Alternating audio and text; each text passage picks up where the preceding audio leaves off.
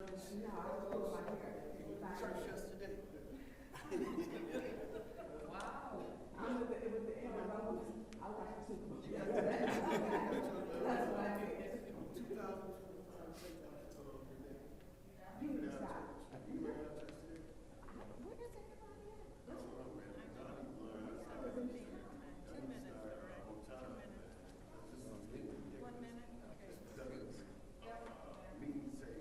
Okay, I'm gonna go with you. So, putting on the schedule. No, that's what I'm sorry. I'm sorry. That's what it is.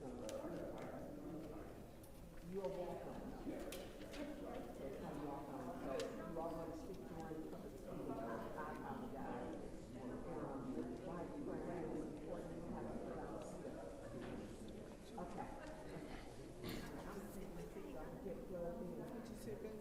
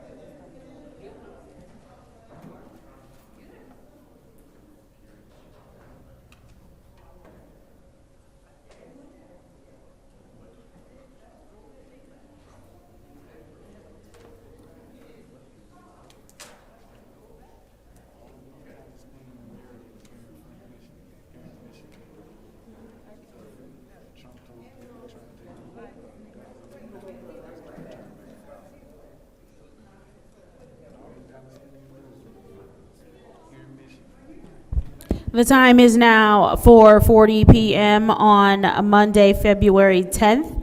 I call this Special Affairs Committee meeting to order. Roll call, Madam Clerk.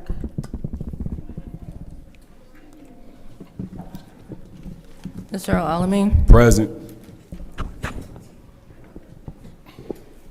Ms. Lewis is not in. Ms. Priestley. Present. Ms. Winfrey Carter. Present. Ms. Burns. Present. Ms. Mushat. Present. Mr. Pfeiffer is not in. Mr. Jarrett. Present.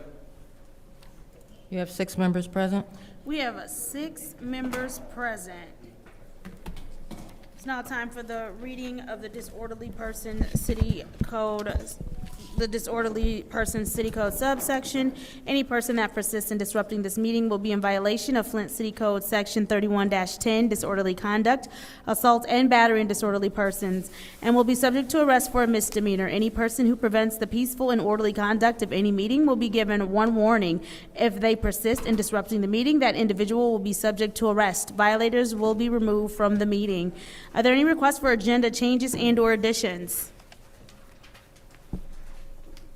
Seeing as how there are no requests for, Councilwoman in the 4th Ward. Yes, we have add-on number 1. Resolution approving the appointment of Joyce Ellis McNeil to Citywide Advisory Council. She's already on there. Oh, okay. It's Resolution 25037-T. Thank you very much. You're more than welcome. Are there any more requests for agenda changes, additions, or agenda changes or additions? Seeing as how there are no more requests, it is now time for public speaking. Members of the public who wish to address the City Council or its committees must register before the meeting begins. A box will be placed at the entrance to the council chambers for collection of registration. No additional speakers or slips will be accepted after the meeting begins. Members of the public shall have no more than 3 minutes per speaker during public comment, with only 1 speaking opportunity per speaker. First public speaker, Madam Clerk. First speaker is R.L. Mitchell.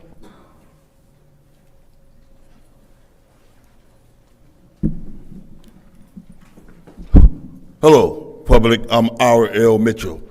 And for the record, through Candace Mushat, through the city attorney, welcome back. Because while you was gone, the city clerk called us up calling the shots. If she took one of your lawyers in the back room, we could have had 3rd Ward seat filled if it wasn't for the city clerk. And we the people glad you back in your rightful place seat, because we know you're going to do a good job like the late Barbara Gripson did over there by Channel 12, Black Indian.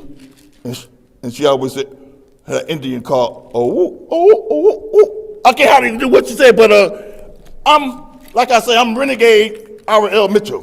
Because I say renegade, because the Indians got their money, but you never saw a black man have his money yet. But I noticed in Flint, the Indians down there on the bridge, they told Paleface, don't dig another further. I thought that was, really American. Who own America now? I mean, they already did own America. We got real Indians in this town, over there by the bridge, with Martin Luther King Bridge. But not to talk about the Indians, but talk about this situation in the Hassel Center.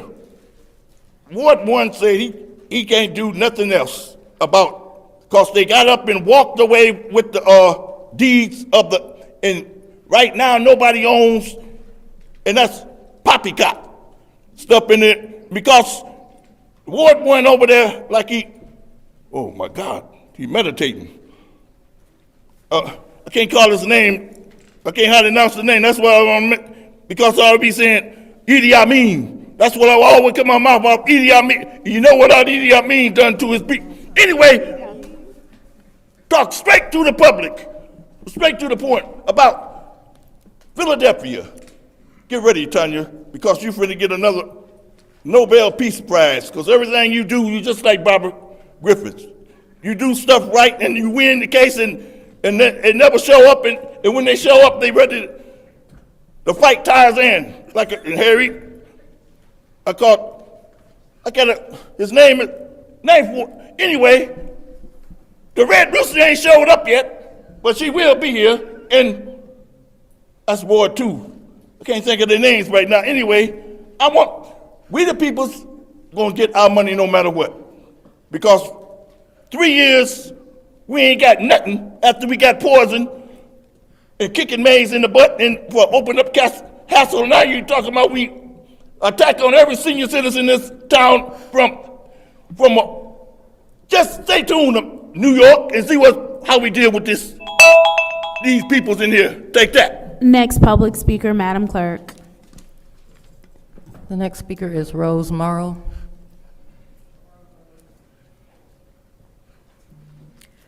Hello, everyone. I'm Rose Morrow, and I reside in the First Ward. I want to speak to you guys about a couple matters. First, I want to speak to you about Hasselbrain. This is a sad situation, and I know we're all tired of it. The citizens don't want change. At first, we were told that it wasn't going to close, that nothing was going to change. Ms. Beverly Lewis, the executive director, was going to be there.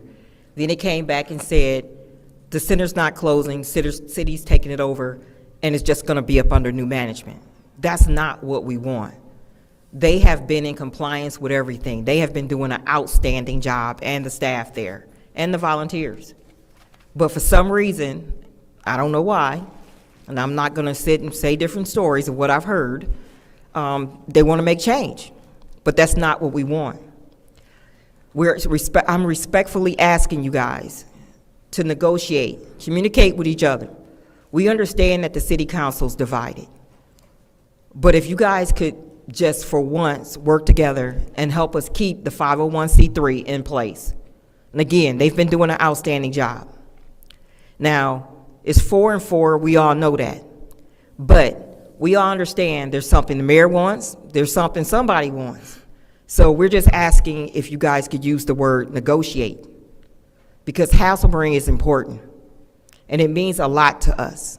If you could please bring the lease back, negotiate it, or pass it until 2026, and then we can negotiate some more then. We need to get this right. It's wrong what's being done. The second matter I want to speak about is St. Mark's and Bethel. They are doing what Christians are supposed to do. They are helping to feed the community, not just the immediate community around them, they feed the entire city. I don't know how many of you, and I think some of you, and I believe Councilman Burns have actually volunteered and helped up at the church before. I think I heard that from her before in one of her shows. But how many of you have actually went and volunteered at St. Mark or Bethel to see what they do? Don't take the food, everything else is getting passed. Don't take the food out of kids and seniors and families' mouth. If you go up there and see how long that line is, you'll see we need it. The community needs it. So please, if you can, pass, the funds are there. Pass Bethel and St. Mark's and help Hasselbrain. And we are respectfully asking you guys to do that. Thank you. Next public speaker, Madam Clerk. The next speaker is Billy Dantzler.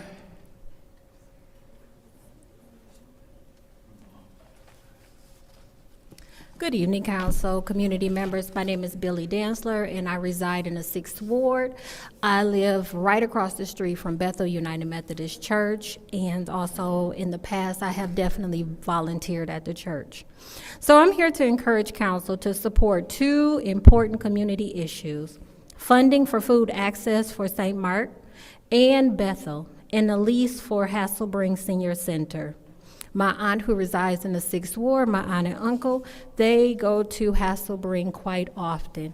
And I've also been up there, and I haven't seen Hasselbrain sell any liquor or anything that would put Hasselbrain in jeopardy for the services that they provide to our seniors.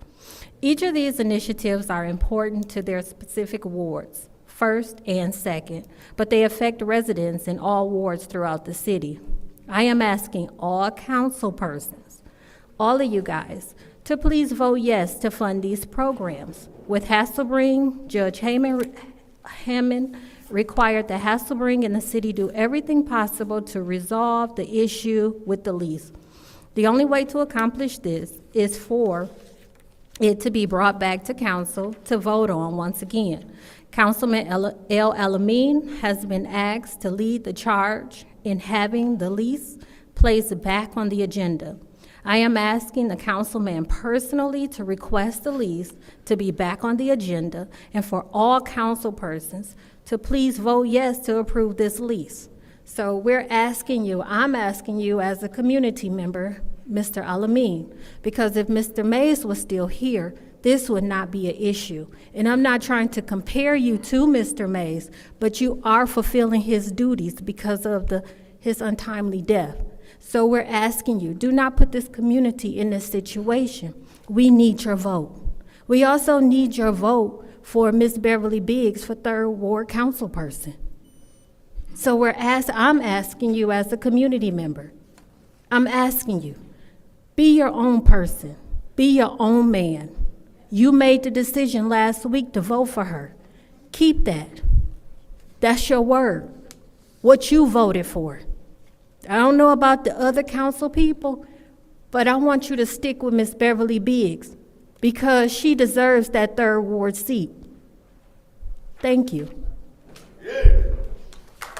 Oh, and Tanya, you my council person, and I appreciate you.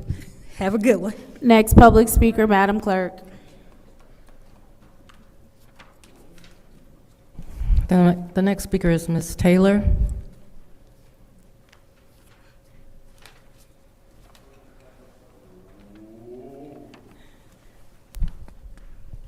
Good evening, Council. This is Black History Month, and I'm really proud to be a black woman here. I really am. But I'm not proud of what some council people are doing to the elders at Hasselbrink. We already know, those of you that are not looking at me have some issues. And Judy, last week when you said things about Mr. Jones, shame on you. You need to not stop doing that stuff. You need to watch what you say. Miss Beverly Biggs, I honor you. You've won this position 2 times. You've won it through the electorate on the 3rd Ward, and you won it last week, but I'm telling you, there's some corruption or something going on here. And council, all of you, St. Mark's Church certainly deserves the money that you're withholding from them. You can't hold churches in hostage. This is my friend at this church. And go to meetings with some of the pastors at this church, because we see you out there and who you're with. Shame on you for doing that. You know, I really want to come to council meeting one time and not just talk about unhappy things. I really would like to come to council and uplift, like I want to uplift Hasselbrink. Give them the lease that Mayor Weaver had. It's $1. Come on, y'all. Can you do that? It's serious. It's so simple. The importance of senior citizen centers to seniors, I went today, is for us to get out of the house. If you're in a 1-bedroom apartment and that's the only thing you have to do, then open it up for us. Make it happen. Stop threatening us or extorting us by saying, well, we'll put Mr. Mays' name on it. Put Mr. Mays' name on City Hall if you want to do something. Show him that you care. Don't be doing this kind of silly stuff to us.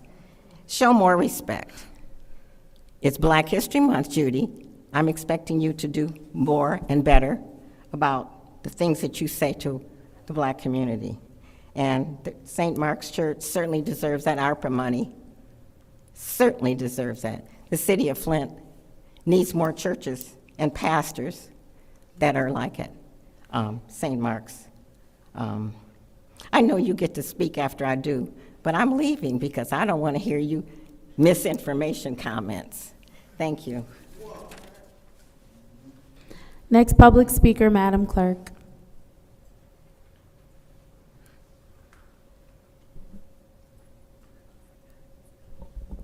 Next speaker is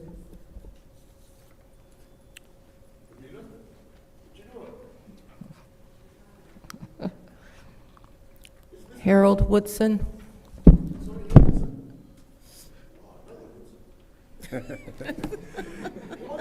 You can't get enough Woodsons. Hey, my name is Harold Woodson. I'm here on behalf of Bethel United Methodist Church. I'm the Community Development Coordinator at Bethel. Just share some information. I was out there this morning. We were passing out food. Lines around church at 12 degrees. We're at Bethel every Monday, rain, sleet, or snow, whether it's 9 degrees below or 90 above. And we do it because it's a ministry. I look back at some of my notes. We've been doing something in the city of Flint along these lines since 2014. From the time that we had different organizations bring water to Bethel before we had a steady stream. We've had donations from the Pentagon. We've had donations from Chicago, Cleveland, other people, and yet in my own city, I can't get the partnership. We need a partnership. This is a partnership. We're not doing it. I remember we were asked at the behest of the city to keep our doors open and pass out food during the COVID, and that's what we did. When a lot of places were shutting down, 2020, 21, 2022, we continued, and we still continue to give out food, water. We do nutritional.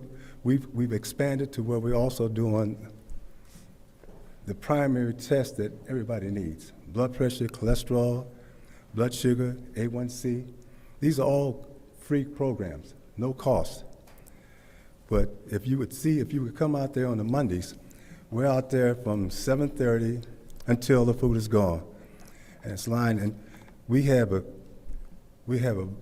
variety of people that come through, all walks of life. I think we have the highest concentration of people that come through the neighborhood that all they can find is a shopping cart just to come up there and get something. And that's every week. Every week I say, well, okay, this has been going on for over 10 years. You would think that the need would have evaporated by now, but that's not the case. These people rely on us. We do it because it's a love ministry. We're just asking you, but there are expenses that we cannot continue to absorb to continue doing these great works. We're just asking that let this be a partnership between the city, Bethel. We have other help centers. You also have the one at Ashbury, and you have Great Holy Temple on Dordt Highway, but we're in the center of the city, right there on Ballinger, between Flushing and Mackin Road. And I think we have the highest concentration of people that come, that walk that. That's the only way they can get up there. And another thing, I don't know if a lot of people are aware, but we have a lot of non-English speaking people that are coming through our facility now. And that has increased over the last year and a half, where we have the non-English speaking population coming through. You know, I'm finding myself going to my phone trying to help interpret what they're saying so we can continue to service them as well. All right. Thank you. Next public speaker, please. Next speaker is Rosiah Thomas Anderson. Rosia, Miss Rosia.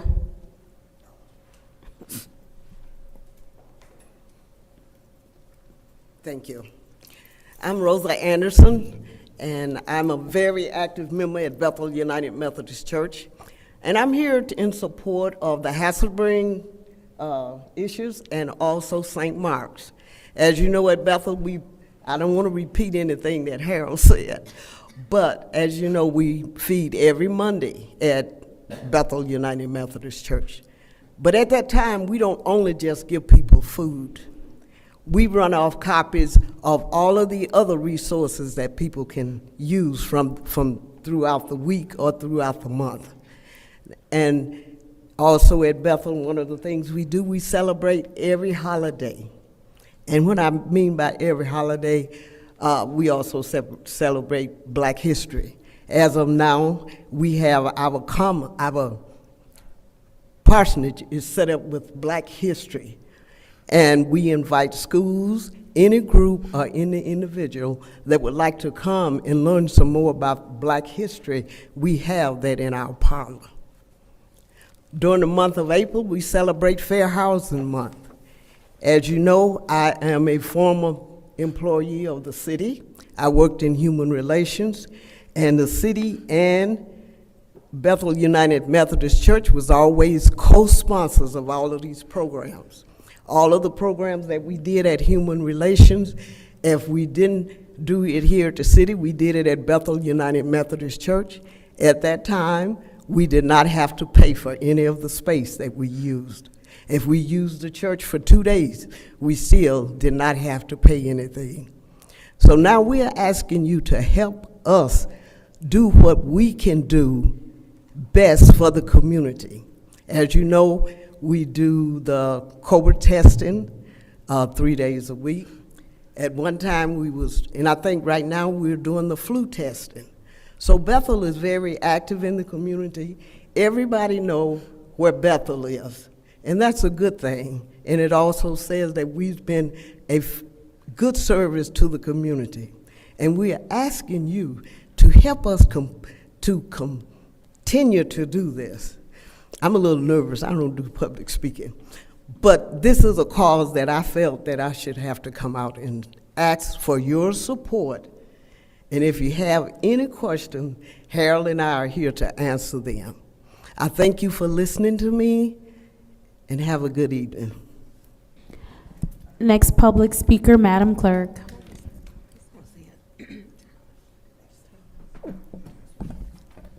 The next speaker is Percy Knapp.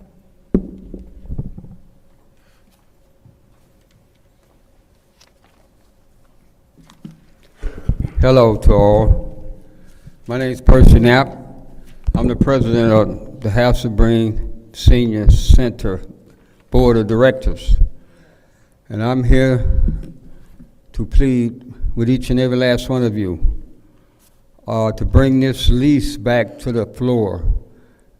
I'm charging Councilman Alameen to put a resolution on the floor to bring this lease back.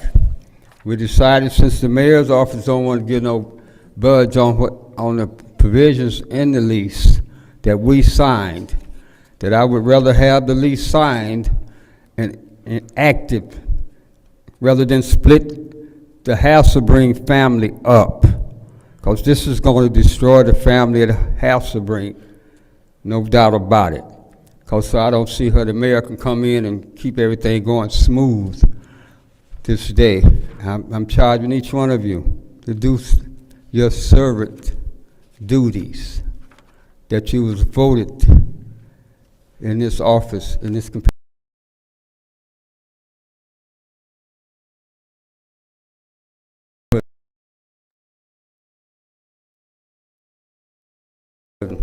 St. Mark, the food program, because they pretty diligent handling the food and stuff. I wish you would do the right thing. On the lease with Hasselbring, there was a few provisions in there that was disturbing, and also to some of the council people. Right now, I think we should go ahead and approve this lease so we can move forward and not split up the family. I think of King Solomon with the two women that had the one baby. And one wanted to cut the baby in half, the other didn't. So I don't want it to be cut in half. I would rather go along with this lease. And when voting time comes, we'll see what we can do, or in somewhere in between that with this present administration that's in. But I'm quite upset about that. But I would like to see the families stay together. And you guys do the right thing. That's all I have. Thank you. Next public speaker, Madam Clerk. Next speaker is Shirley Wilson Johnson.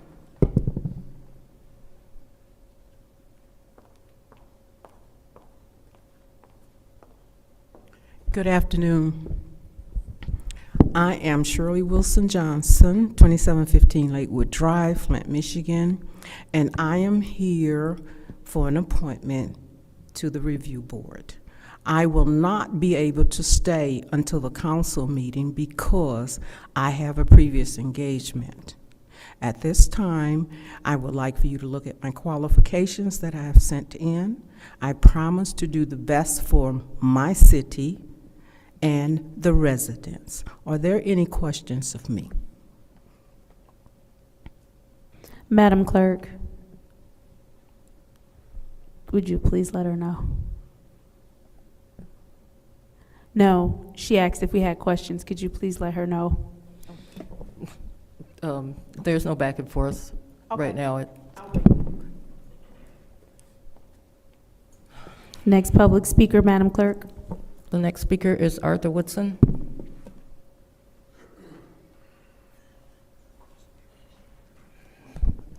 Good evening, Councilwoman Elamine. I think I came in here before the judge even said bring the resolution back up, and I asked you or made a statement that you should bring the resolution back up for Hasselbring. And then looking over the videos, you had tabled it in August. Either you or Councilwoman Judy had tabled it back in August. So you could take it off the table by 5 votes and vote on it. If you're political, if you're looking to run in 2026, this would be a serious marker for votes in 2026. And then senior is a serious voting block. So those are the ones that you really don't want to get on the bad side. When Jaleel Carter came up for Hurley Medical Center to be voted on the board, Councilwoman Burns said she just wanted to talk to him. You had at least 3, Councilwoman Mashat, Councilwoman Priestley, and Councilwoman Lewis, speak out on Tanya about being personal. Guess what, y'all? Y'all are personal as hell. If I came up here appointed, somebody trying to appoint me, I already know it's 4 no's automatically because y'all do not like me and I really don't care. But don't speak about being personal. How many of you have been out there to pass out food in the wintertime just this past winter? Judy, I never seen you out in the community doing anything. St. Mark's and Bethel, I have worked at all these help centers. You have seniors volunteering, seniors. They own walkers and they still out there in the snow, still trying to pass out boxes of food. It's no way that they should be down here asking you to give them some money to help Flint. It's not to help their centers, it's to help the people in the city of Flint. And they shouldn't have to be down here begging. Let it be one of these big 501c3s. Judy, I'm gonna see you back there running because matter of fact, Salvation Army was down here asking for $650,000. Soon as you voted for it, you ran back there smiling, cheesing, talking to them and everything else. But see, I'll never see you talking to St. Mark's or Bethel and telling them I got you. But you'll hurry up and smile and cheese and throw thumbs up with these people that's coming in here that's white asking for some money, Judy. Next public speaker, Madam Clerk. The next speaker is Beverly Biggs Levy.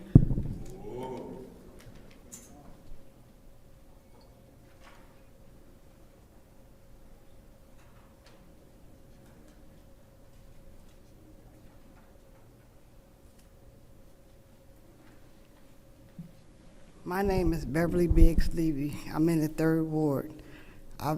This is about the 8th week that I've come here. That house, that building on Philadelphia and Saginaw, nothing has been done about that building. I don't know who to speak about it, but there's glass everywhere. And like I say, if a kid get in there and something happen, everybody gonna be like, oh, I'm so sorry that happened. You guys have the right to come and check it out. You say you got an ambassador, have she reported it? I don't think so, because nothing is being done. We need to get together for, St. Mark and Bethel? You gotta feed these people. There's a lot of people in Flint that is hungry, have nowhere to live, sleeping outside, and y'all want to turn it down because y'all got personal beef with Pastor Thompson? Dale, I'm ashamed of you. I am really ashamed of you. You don't want to give this man something because you say he throwing shots or you throwing shots or something like that. That's ridiculous. He has nothing to do with feeding the people. If it was something that you gave in Cyrus Park, you would want them to vote on it. They done voted on your 50, they done voted on your 25, and you don't want to give these people nothing because you don't like Pastor Thompson? But you're gonna like that girl that y'all want to put in that 3rd ward that helped me knock on doors to recall you. You're gonna like her real well. And I thought she was coming up because she was downstairs today. I thought she was coming up because what I can say behind a person's back, I can say it to their face. I'm never afraid, never. But you guys want to not give Hasselbrink no service. You don't want to give Pastor Thompson no service, Bethel no service. All of y'all need to be, you four need to be ashamed. That's why you can't hold your heads up half the time. You should be ashamed. And that's all I have to say. Y'all have a good day. Next public speaker, Madam Clerk. The final speaker for this meeting is Sandra Jobin.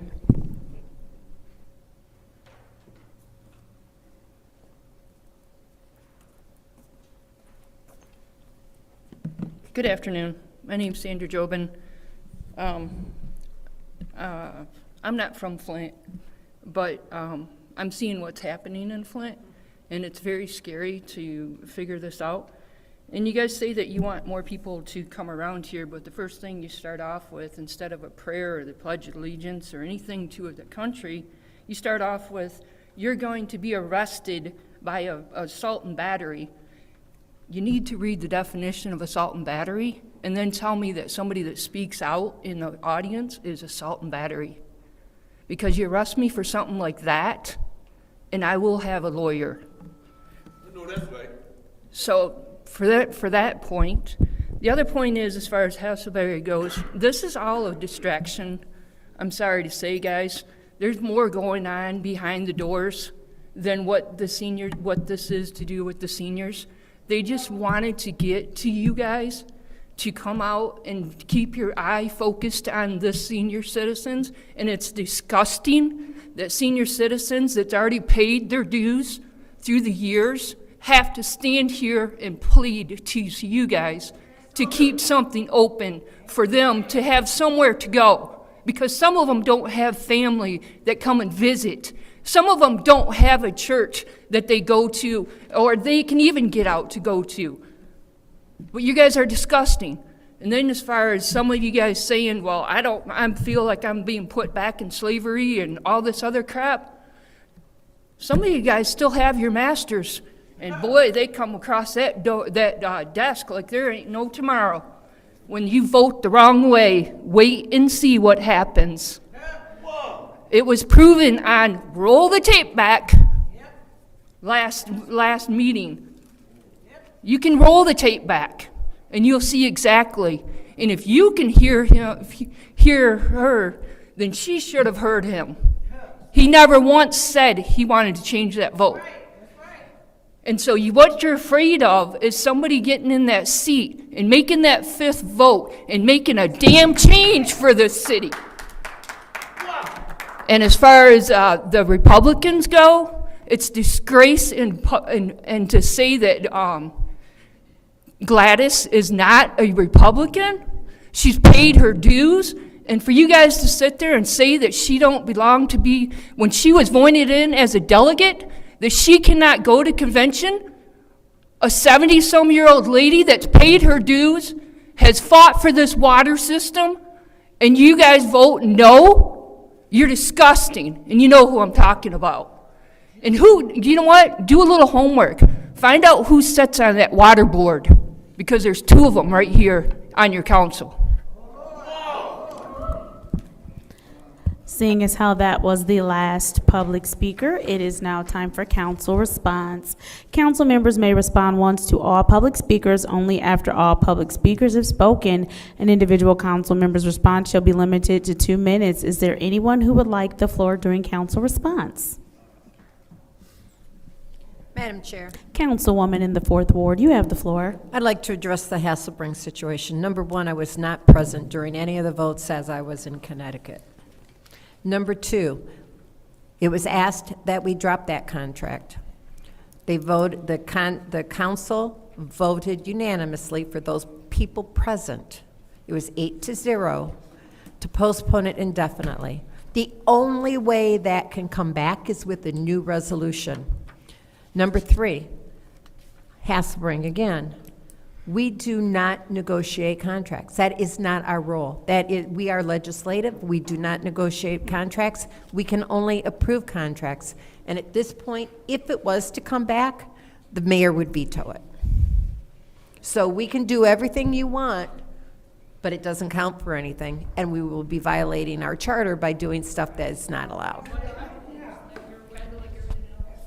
So I just want to let you know, understand that there's nothing we can do as a body for Hasselbring without a new resolution with the dollar amount, because we cannot approve that previous contract because it was voted to table indefinitely. Thank you. Thank you. Is there anyone else who would like to speak during council response?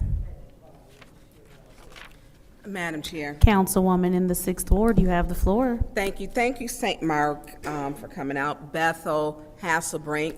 The sad part is a lot of us lack the will to do it, so there is something we can do. We lack the will as a body. Big difference. Big difference. I'm hoping this evening, St. Mark's is not on here this evening, and I'm gonna continue to put it up for reconsideration as long, let them keep voting it down. Let them keep saying that they're not gonna feed the community, and we have the money. We have the money. Mr. Whitson, I wanna thank you for what you do in the ward, in the 6th Ward, and you and the members, Ms. Thomas. You serve more than just the community that's right there. The ones who walk over, the ones who live there. People come from wherever. And that line, you run out of food before you run out of people to give it to. Water, vegetables, when it's hot, when it's cold. And it's hard when we lack the will as a council to do what we know is right, and we have the money. We have the money. Last time I checked, it was over 600,000, I believe. I'm not exactly sure what the number, but we lack the will. We're allowing our community to go hungry, and we have the money. We have the money. Council can't get 5 votes, should be 8. We're missing a 9th vote to feed this community. There's no way, no one, and it doesn't have to be if I like you or not, because I done voted on people's projects, and I don't even, it's not a like, it's the business. I voted on if it takes care of the people. Make these votes about the people, leave the personal out of it, so our community doesn't go hungry when we got the money. Is there anyone else who wishes to speak during council response? Madam Chair. Councilwoman in the 5th Ward, you have the floor. Thank you. First, I would like to thank all of the residents for coming out. Thank you for voicing your concerns, your issues, and your opinions, because it means a lot. Thank you for being engaged in the process. And I want those who are here from Bethel, St. Mark's, I want you to know that I support you 100% for whatever you need. And I want to thank you for being out there and supporting our residents as far as food access or whatever your church offer for the residents. I know I work over at the St. Luke New Life Center, and on Fridays, we have a food giveaway. And when I tell you there are a lot of residents in need of food, and whatever personal needs, whatever we have, we supply it. So there is a tremendous need. And as a council, we need to be thinking about the people first. And we need to not let our emotions get in the way.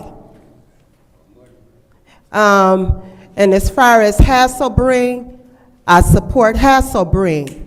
And my thing with the contract is that I feel like Hasselbring shouldn't be paying no more than $1 per month. So, yeah, I want the contract to be brought back up because we need to fix it. We need to fix that lease, and Hasselbring should only be paying $1 a month. Our seniors have paid their dues. And it's a shame that we have so much politics going on up here. Is there anyone else who would like the floor during council response? Madam Chair, Councilman in the first ward. I want to thank the residents who came out and spoke, and in particular the ones about Hasselbring. Regarding Hasselbring, it's been a lot of misinformation being said is the councilman working with the current service providers and all these other different things. From the time I've been on council, I have been working with Ms. Beverly and the whole Hasselbring family over there. I'm the one also who got it negotiated when it was trying to raise it from $2,000 all the way down to $500, and some things that was changed in it then, in which the president, also Mr. Percy, who was here, who signed that lease agreement as well. And then as a caveat, I try to use my council funds to pay for the first year. All of that was rejected because individuals is giving them bad information and wanting them to have certain things that's already being rejected. As my colleague said over in the 4th Ward, the one who has to bring this back up would have to be the administration. He's the one that negotiates city property. The council don't negotiate that. That was stated with the previous attorney when we had Mr. Joe was over there several times. I asked the question several times. So it has to come from the mayor in regards to any new resolutions or anything coming to this body to be voted on or whatever. But I think it's just disheartening, all this misinformation that's being spread out as if I'm not advocating for the seniors that Hasselbring. When I was going through the ward and talking to different seniors, you got some people that like the current service provider, and you got some that don't, and they looking for something different and change and so forth. So it's mixed feelings in regards to that, but for individuals to constantly say that no one's fighting for the seniors and we're not trying to get the best deal for them, it's just really disheartening. You know, and it's unfortunate that they continue to try to stir up individuals' emotions and so forth. The center is not closing, it's just moving under new management. Anyone else who wishes to speak during council response? Madam Chair. Councilwoman in the 2nd Ward. Thank you. So I just want to comment to Ms. Biggs leaving. So if you are having any issues with the 3rd Ward, we have 2 ward ambassadors. As you know, LaShawn Johnson, who did go out and help collect signatures. I'm fine with that, but it's about moving forward. So you know her number. And then we can also reach out to Ms. Linda Booth, our 2nd Ward ambassador. See, we'll have someone in this spot if my colleagues will have the political will to put the most qualified and effective person in it.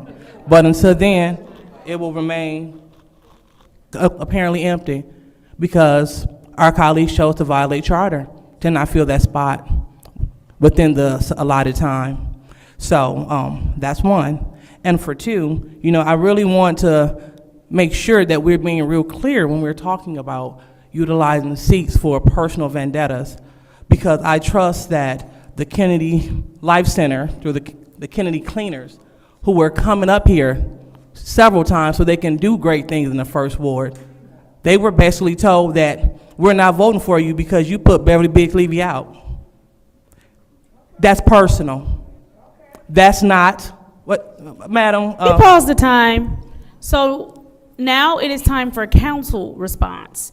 The public response period is over. So, you were respected during your time, regardless of how anyone felt about what you were saying. The same respect is due to the council, regardless of how you feel about what they're saying. Please do not yell out during council response. Thank you. So again, I make it a point to focus on the dollars and the cents. That's why we are discussing Bethel. We have relatives to discuss Bethel. When it came down to, making it personal, that's not what we're here to do. I don't mind people supporting my recall. But guess what? People will come to the light and see the great work that I'm doing, and which they have. So, what I will not do is listen to my colleagues say that they don't make it personal when they demonize the Kennedy Life Center for the great work they were doing and stated on record that they would not approve those funds. And yes, 5 members of this body did do so to help move the First Ward forward. Nothing personal, strictly helping the community, and we shall continue to do that. Thank you. Thank you. Is there anyone else who wishes to speak during council response? All right, seeing as how there is no one else who wishes to speak during council response, we can now move on to the consent agenda. What is the pleasure of the body? Councilwoman in the 4th Ward. I motion that we send the consent agenda to council. There is a motion on the floor by the 4th Ward Councilwoman that we send the consent agenda to council. Is there support? It's been moved and properly supported. Are there separations? Supported by the councilman in the 8th Ward. Are there any separations?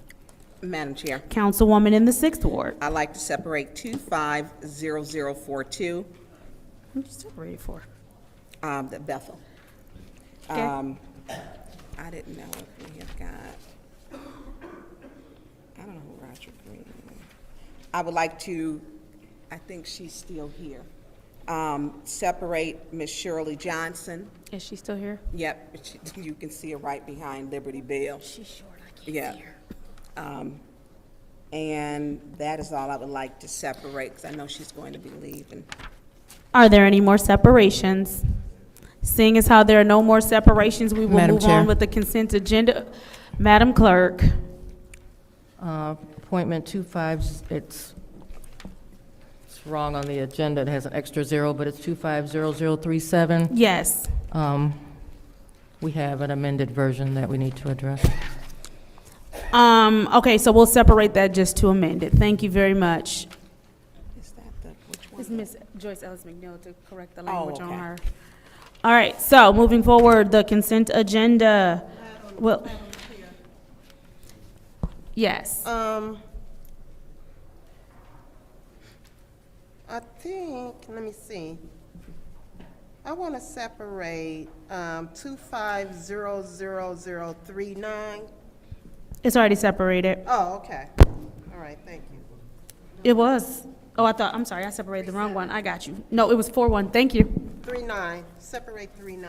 I got you. Thank you so much. And Madam Chair, and so I will also, while we're here, separate 250037.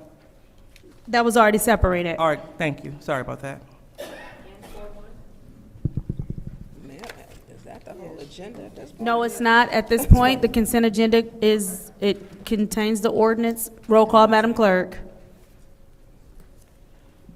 Mr. Almy? Yes. Ms. Lewis? Yes. Ms. Priestley? Yes. Ms. Winfrey Carter? Yes. Ms. Burns? Yes. Ms. Mashat? Yes. Mr. Pfeiffer? Yes. Mr. Jarrett? Yes. And the vote is 8 yes, 0 no. The vote is 8 yes, 0 no. Moving on to Resolution 250042, which is the reallocation of ARPA funds, Bethel United Methodist Church, Food Pantry, Food Access, and Food Support System. What is the pleasure of the body? Okay, so I'll move that to council. Is there support? It's moved and properly supported by the councilman in the 1st Ward. Is there anyone who would like the floor in the first round of discussion? Councilwoman in the 6th Ward. Yes, ma'am. All right, can we have both representatives from Bethel please join us?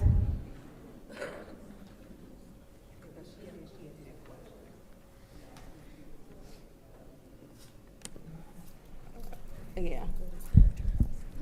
No, I'm not gonna get her. Mr. Winston and Mrs. Thomas, thank you for being here.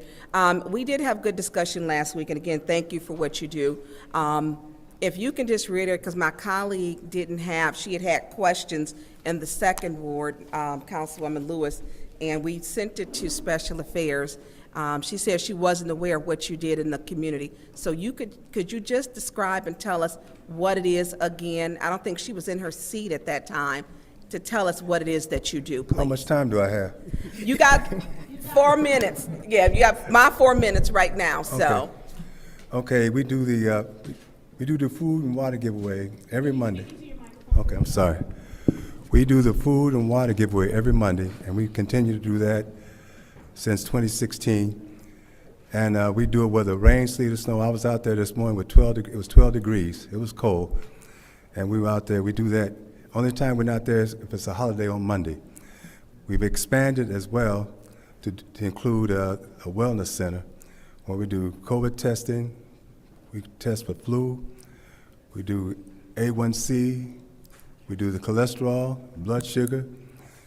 All of those are free, plus we have a community resource officer there to help people if they need some challenges in terms of getting things done, water, whatever it is. And we do that 3 days a week, Tuesday through Thursday. We also, this past summer, we did a fun day where we gave away gas cards to over 100 citizens in the city. We had a prayer vigil that even after we did the backpacks, we did the prayer vigil, and even after we gave out the backpacks and the gas cards, we gave out gas cards, people were still in line asking for prayer. We do as a clothing giveaway. We do the clothing giveaway. During the summer months. We do. We have, as Rosa said, we have our parlor is a Black History exhibit for the whole month of February. So anybody can come there. We have students that come to our alternative school next door to our building that come. I'm trying to think. We do. We also give away we always also give away Black History written materials. We buy those books and we give those away every Sunday, and they're always on the display table. Now we're going to put them on the display table so that the people that come in for the COVID testing will have access to that information. Yeah, now if our church, we have a quiz, Black History quiz we do once a month. So you're more than welcome to come take that quiz to see how well versed you are in Black history. It's only 10 questions, and usually it's a multiple choice, but I'd be interested to see how if you would come and do one of those things. But there's so many things that we do. Like I say, we do the tutoring. So how will this help you with the food? Because you and I have had this discussion, because when I'm working in that line, you don't let me get a break. Yeah. Well, I flash back to my AC days, but you hired on a system. Yeah. But the food, we're limited in what we can give. If we had the funds, we could enhance that. You know, we give our potatoes, but we want to include some meats and some other things because, you know. How much is it for a regular truck and then a truck with meat? I know we're two different prices. There's two different prices. One is $600 and one is $1,000. The one that's $1,000 includes a little more than the one for $600. And approximately how many people do you serve per week?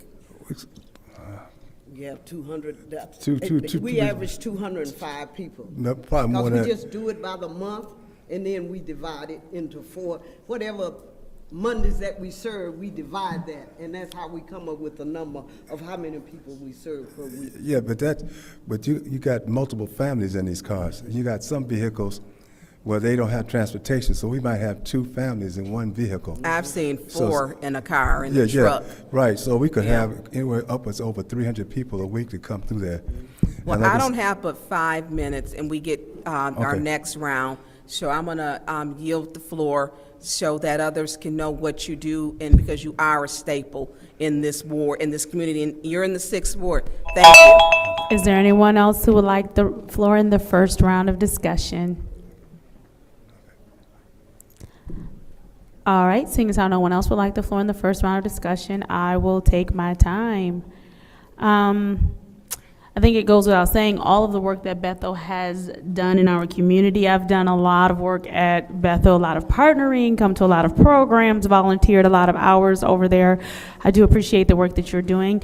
Please continue to keep up the good work and continue taking care of Flint families. I know that the line is often wrapped around Ballinger and even on often into the neighborhoods. So just thank you for the work that you're doing for Flint families. Moving on to the second round of discussion, is there anyone who would like the floor?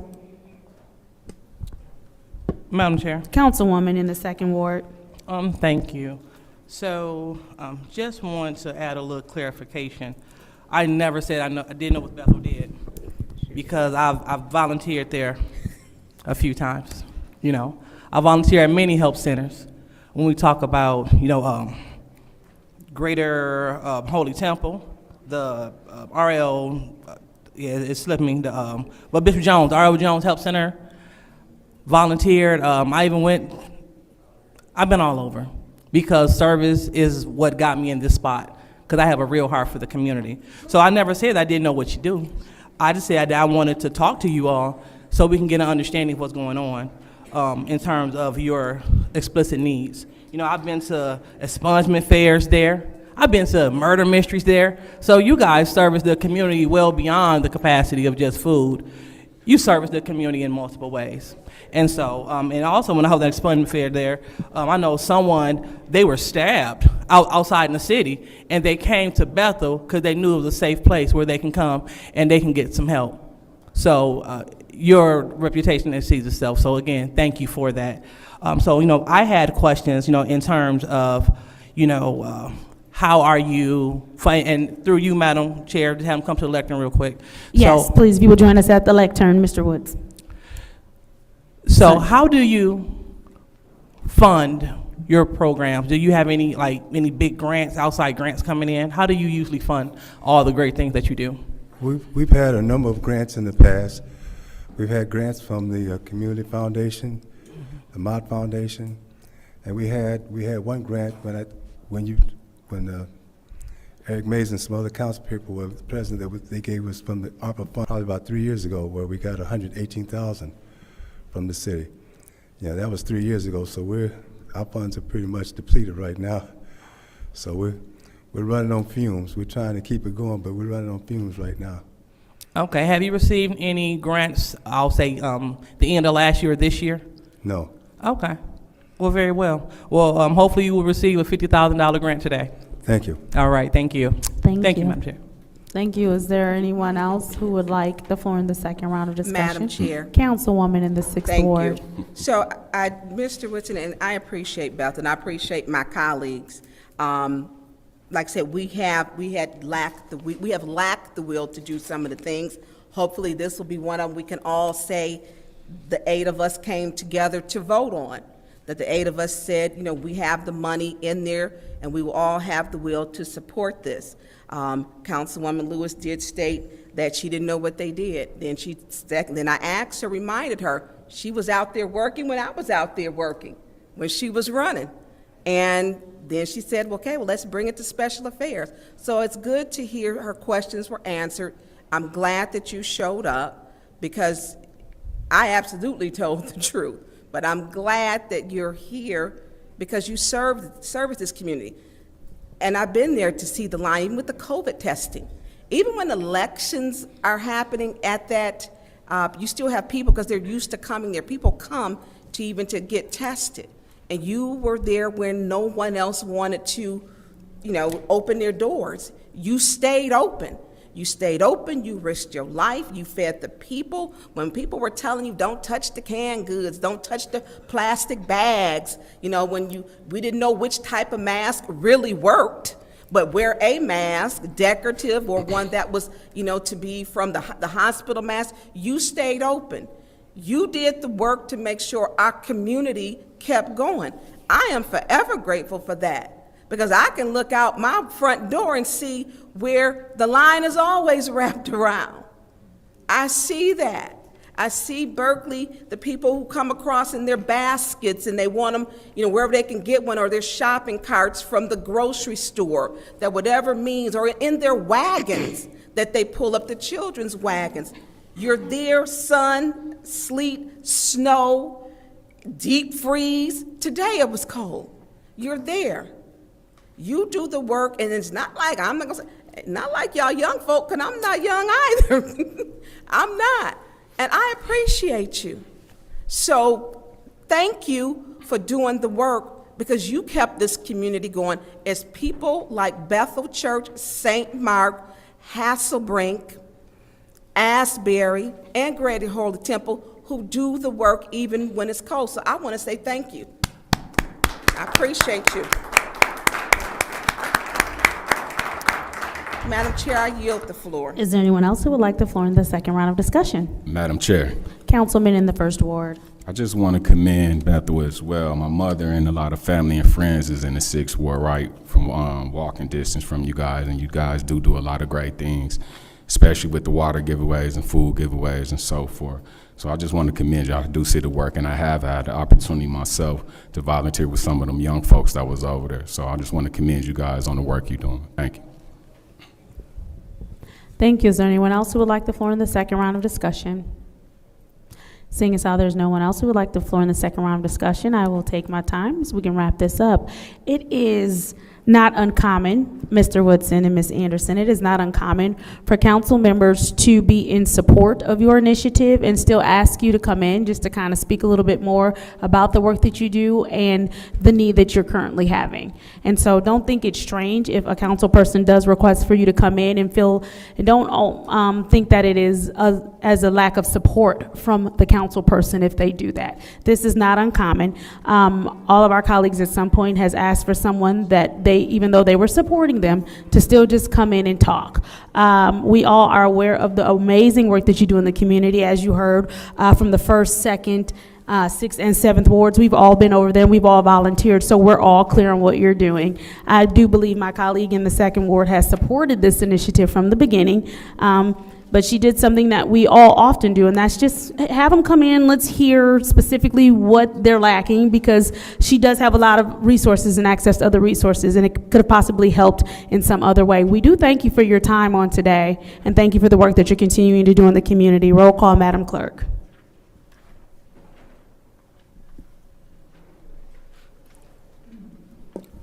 Ms. Lewis. Yes. Ms. Priestley? Yes. Ms. Winfrey Carter? Yes. Ms. Burns? Yes. Ms. Mashat? Yes. Mr. Pfeiffer? Yes. Mr. Jarrett? Yes. Mr. Alamin? Yes.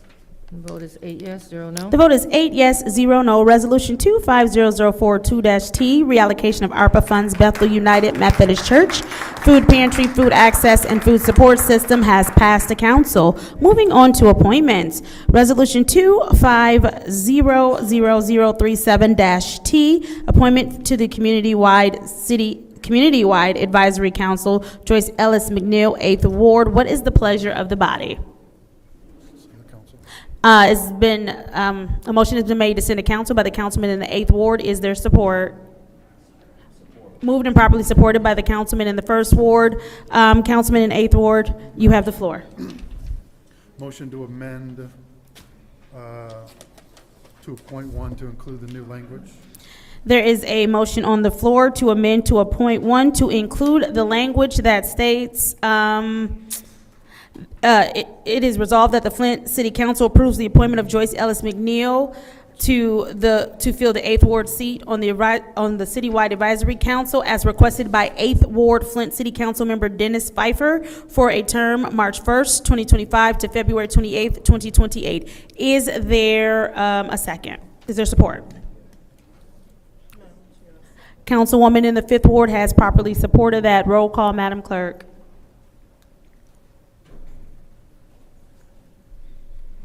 Ms. Priestley? Yes.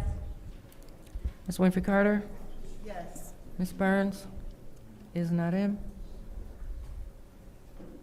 Ms. Mashat? Yes. Mr. Pfeiffer? Yes. Mr. Jarrett? Yes. Mr. Alamin? Yes. Ms. Lewis? Yes.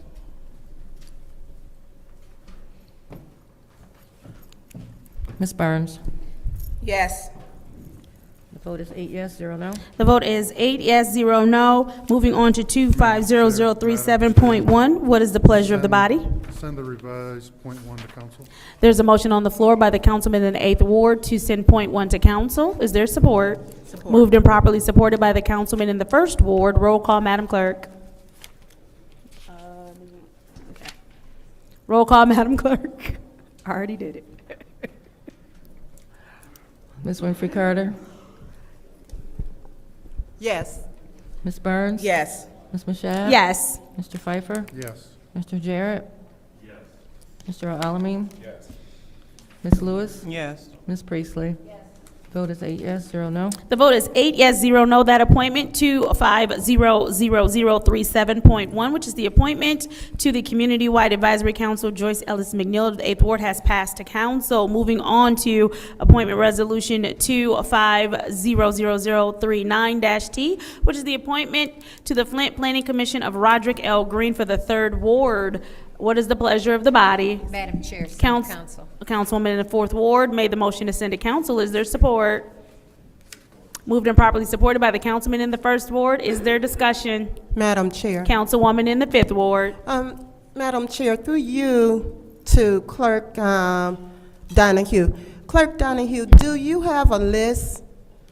I think I asked for a list last week of the Planning Commission, those who serve. The current members? Yes. For all of the wards? I can send it to you guys right now. Okay. And who will Mr. Green be replacing on that planning commission for the 3rd Ward? And another question is, who made this appointment? The only person that can.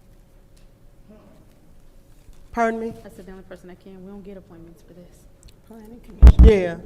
Oh, okay. Yeah, I forgot about that. So yeah, I wanna find out. I need that list because, and the reason I'm asking, because I did reach out to Mr. Green, and I asked him, did he know about this?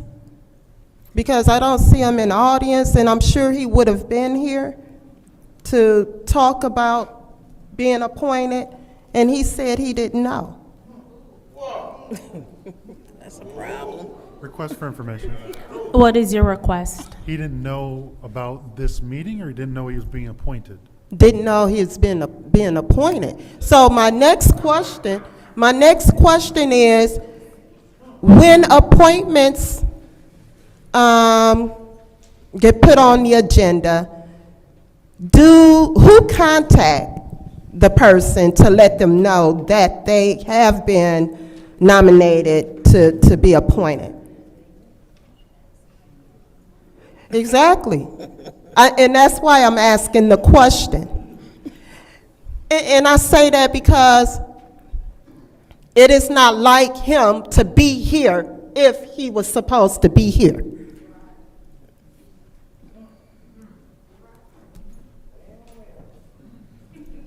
Madam Clerk, I asked the question. You're asking me who contacts? Yes. So for the appointments that you guys do yourselves, you would contact those individuals, and the administration does the rest for any other appointments. 'Cause they are the For ones that- Planning Commission, right? Correct.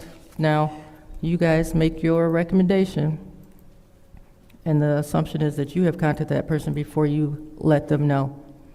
So, yes, that would be, you would contact them in the first place, but any other appointment is done by the administration. It's up to them to contact those Okay. individuals. So apparently, he does not know about this appointment. So, Ms. Winfrey Carter, did he state one way or the other if he wanted to serve? Would he be willing to come in and talk? Yeah, I did. Well, he didn't say. But what I want to do, and I'll yield to the rest of my colleagues, I'll wait until the second round. I would like to send this back to committee, and then we'll figure it out. Is there anyone else who would like the floor in the first round of discussion? Madam Chair. Councilman in the 8th Ward. Through you to Mr. Edwards. Mr. Edwards. Mr. Edwards, would you please join us at the lectern? You can probably start your questions because he's slow. You're going to lose 45 seconds. Watch. Mr. Edwards, while you're walking, do you know if anyone contacted Mr. Green and he knows about this? Because getting contrary information from my colleague, so can you speak to whether or not? To your point, Councilman Pfeiffer, one of our staff assistants did contact him directly, yes. He was contacted and knows about this appointment. So the point was that he didn't even know that he was being appointed. That's an alleged statement, so I'm not here to try to make determination as to what he said. I'm telling you what our staff did. So as far as you're concerned, he was properly notified. That is what I'm saying to you. Okay. Thank you very much. That's all I have. Thank you. Is there anyone else who would like the floor in the first round of discussion? Councilwoman in the 2nd Ward. Thank you. So I would like to hear from Mr. Taylor. So may he please approach the lectern? Oh, he's here. Through you to Ms. Lewis, Mr. Pfeiffer, and the council. Mr. Green knew he was getting appointed. Mr. Green gave us his resume, which you all should have because I didn't make it up. We have Okay? it. So he knew all of this. Now, why he's not here, I can't tell you that. But he knew. Daryl contacted him on my behalf. Okay? Yeah. So there you go. And we've been trying to fill the planning commission seats. And this is one before Emily left and resigned. She said, hey, we need to get this filled because I guess they've been having problems with meetings. So he did know. And he stated that he really wanted to be a part of the community because he does a lot for the community. Clean up, so on and so forth, and it looks as though he works at the school district. I think he works at Holmes Junior High. So he say he know me. I don't know him unless I see him. I got an idea who it is, but you know. Okay. So thank you so much, Mr. Taylor, because I really did want some clarification as far as that goes. Because for someone not to know that they are up for an appointment, I know that we can't magically produce a whole resume out of nowhere. So that part didn't make sense.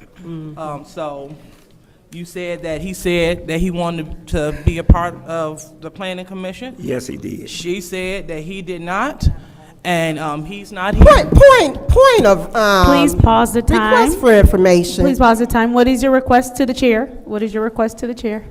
Madam Chair, request Yes. for information. Does she realize I got a text? Now, whether he knew that he was supposed to be here tonight or the appointment or whatever, it doesn't even matter. What matters is, was he aware to be here tonight? Thank you. Continue, Councilwoman in the 2nd Ward. I definitely appreciate that, so let me just make it even more clear. The point is that it was just stated from your seat that he was unaware that he was being appointed. He was unaware that he was being appointed. So when you say someone is unaware that they're up for an appointment, that leads us to assume. Request for information. Please pause the time. What is your request to the chair? Madam Chair, what is her point? What is her point? Move on with this meeting and stop trying to throw digs and throw shade. Ms. Winfrey Carter, Tired of her. it is your time. Please continue. Thank you. So back to the point. The point is, it was stated from a colleague's seat that Mr. Green had no knowledge that he was up for an appointment. Thank you, Mr. Taylor, for letting us know that he knows. And you said that you don't know why he's not here tonight. No, Correct, okay. So I am definitely for leaving this in special affairs, and hopefully he can come next special affairs meeting so we can hash this out to see if he sent a text stating that he didn't know of this appointment or whatever the case may be. So it sounds, what was said was just totally conflicting. And I just want to make sure again, that's the point of this body, to get down to the truth. Either you knew you were being appointed to a commission or you did not. Either you submitted your whole resume to be appointed to a commission or you did not. So, Madam Chair, I would like to make a motion to leave this in special affairs so he can come and tell his own story at the lectern. It's been properly supported by the councilman in the 8th Ward. Roll call, Madam Clerk. Ms. Burns? Yes. Ms. Mashat? Yes. Mr. Pfeiffer? Yes. Mr. Jarrett? Mr. Alamin? Ms. Lewis? Yes. Ms. Priestley? Yes. Ms. Winfrey Carter? Yes. The vote is 8 yes, 0 no. The vote is 8 yes, 0 no. This appointment resolution 250039-T, which is the appointment to the Flint Planning Commission, Roderick L. Green, 3rd Ward, will stay in special affairs. Moving on to appointment resolution 250041, which is the appointment, the Board of Review, Shirley Wilson Johnson of the 9th Ward. What is the pleasure of the body? Move to council. Support. There's a motion on the floor to move to council by the councilman in the 8th Ward. It's been properly supported by the councilwoman in the 4th Ward. Is there discussion? Madam Chair. Councilwoman in the 6th Ward. Thank you, if you could, through you to Ms. Shirley. Ms. Johnson. Shirley Johnson, would you please join us at the lectern?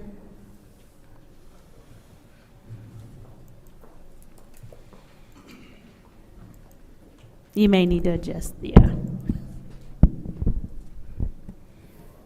Good evening. Good evening. I always like to see you.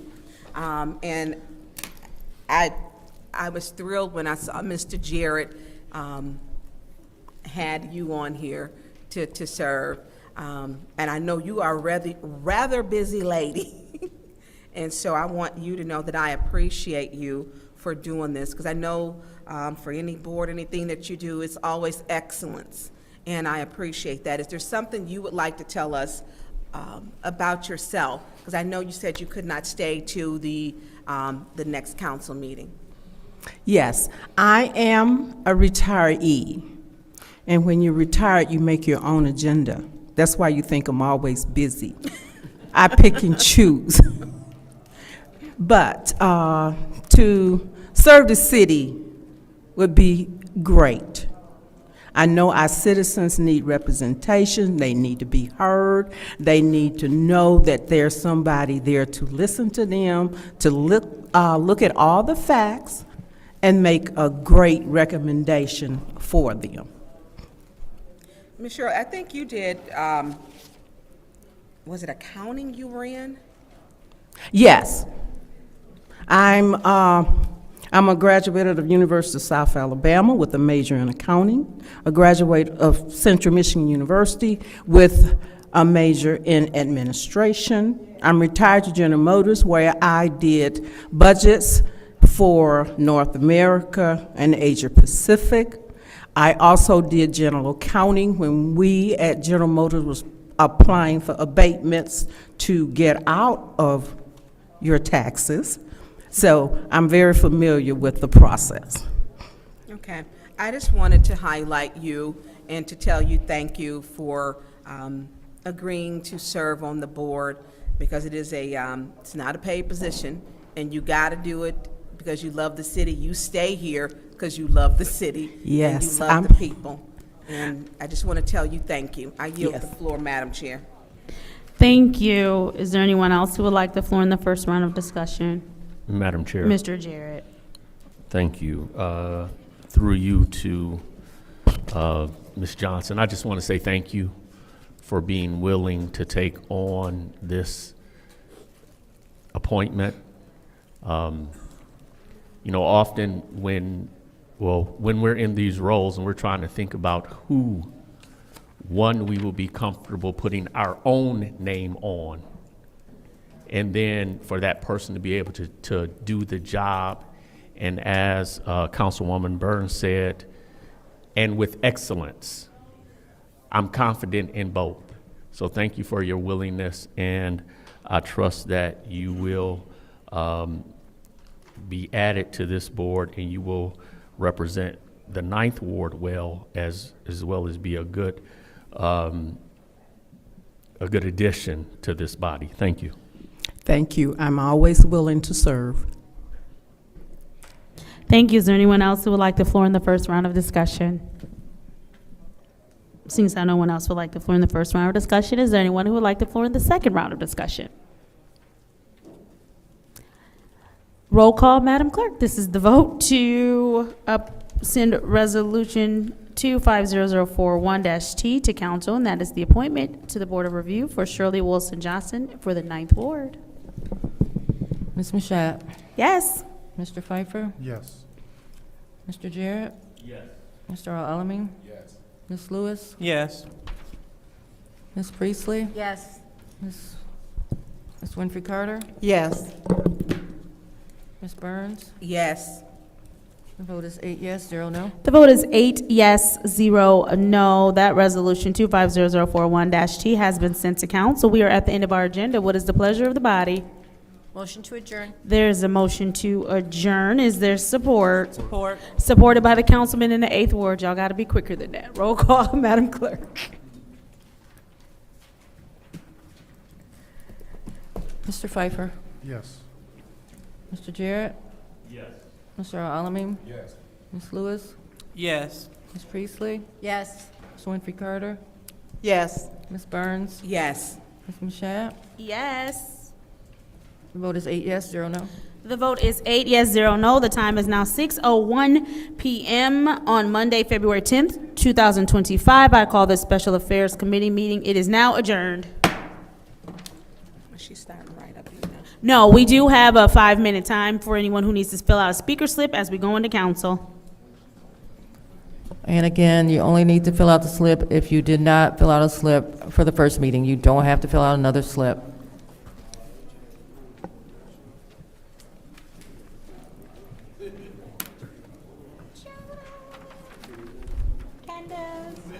How does that look? How do those look? I didn't look at it yet because when I came back to my seat,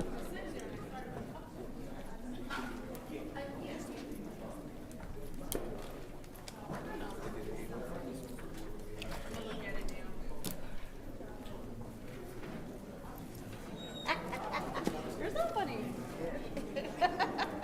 I told Adele she better love me. Oh, did you make her some too? I made 4 pants. I kept one for myself. I should have brought it for you.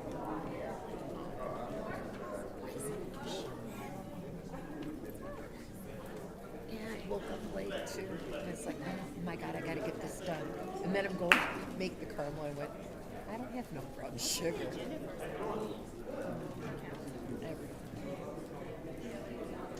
I mean, we already passed this. We shouldn't be I'm gonna move the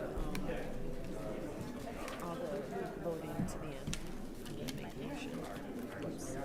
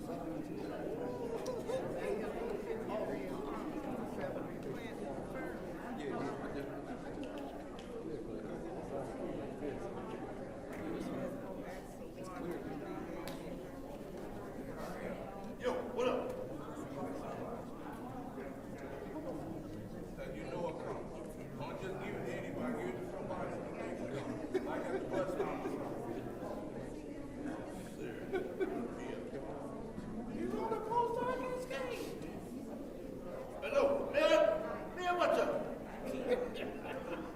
Trying to treat somebody like this, like you don't know what how to sign the paper. Make a black guy look like he handicapped, like you all that drunk. You know, got to you trying to make somebody look like you don't want all that drunk, all that simple drunk. Yeah.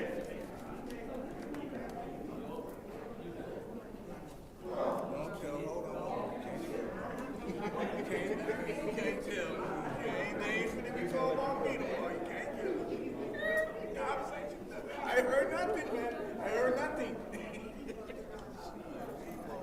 These motherfuckers don't troll. That's all they do. Killing themselves. Shutting themselves like a mug. And they should have hired me. I could have told them, wait a minute, don't say that. Don't say that. I ain't messing with them no more. So maybe once I get me something.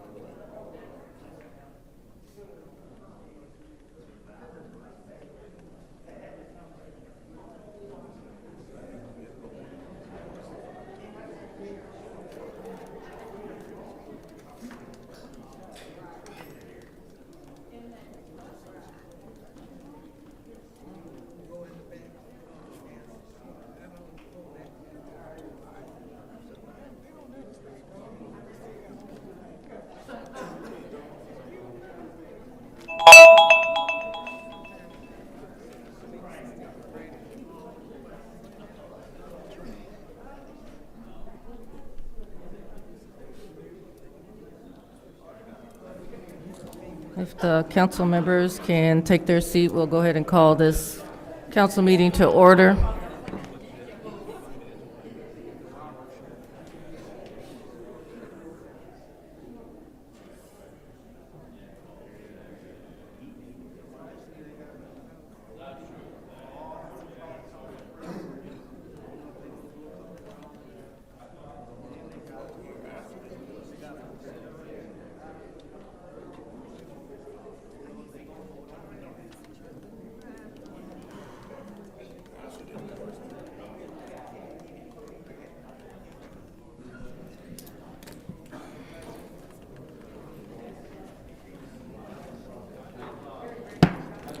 The time is 6:18 p.m.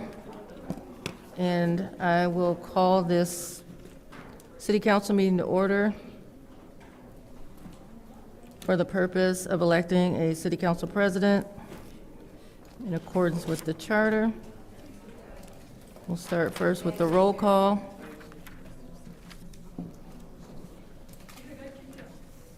Mr. Al-Alamin. Ms. Lewis. Present. Ms. Priestley. Present. Ms. Winfrey Carter. Present. Ms. Burns. Present. Ms. Mashat. Mr. Pfeiffer. Mr. Jarrett. You have 8 members present. Madam Chair, or Clerk, excuse me. Priestley. I'd like to make a motion to move the reorganization of the city council to the end of the agenda. Ms. Priestley has made a motion to move the organization of the city council to the end of the agenda. Is there support for that motion? Support. Supported by Ms. Mashat. Roll call on this motion. Mr. Al-Alamin? Yes. Ms. Lewis? Yes. Ms. Priestley? Yes. Ms. Winfrey Carter? Yes. Ms. Burns? Yes. Ms. Mashat? Yes. Mr. Pfeiffer? Mr. Jarrett? The vote is 7 yes, 1 no. So the organization of the council will be moved to the end of the agenda. After the introduction, first reading of ordinances, moves us to the next item on the agenda, and I'm going to turn it back over to the chair.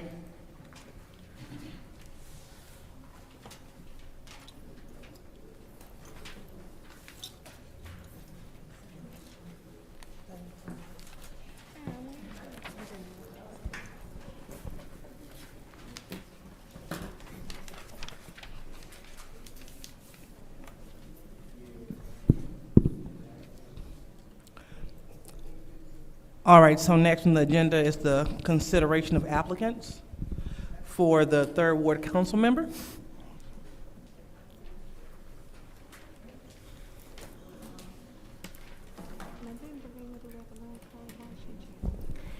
Okay, so this is consideration of applicants, candidates regarding the vacancy in the office of the 3rd Ward Council member per Flint City Charter, Section 2-410B. The current applicants candidates are Ms. Beverly Biggs Levy, Mr. A.C. Dumas, Mr. Rich Jones, and Mr. Kerry Nelson. As noted in the last special meeting, with the rounds that were conducted at that time, we would be adding those rounds to your current rounds before that. That's going to bring us to round number 152.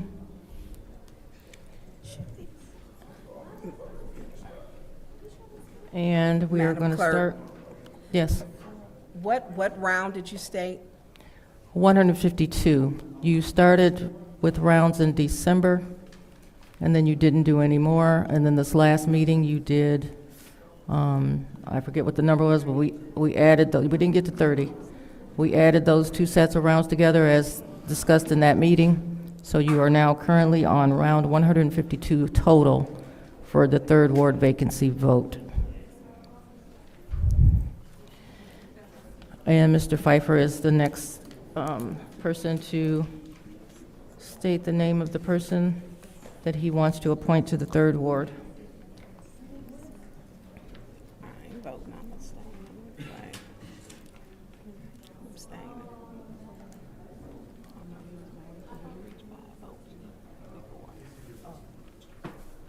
All right. So, okay, I was just trying to clear where we were, so thank you for the point. Go ahead, Madam Clerk. We are in round 152 with Mr. Jarrett.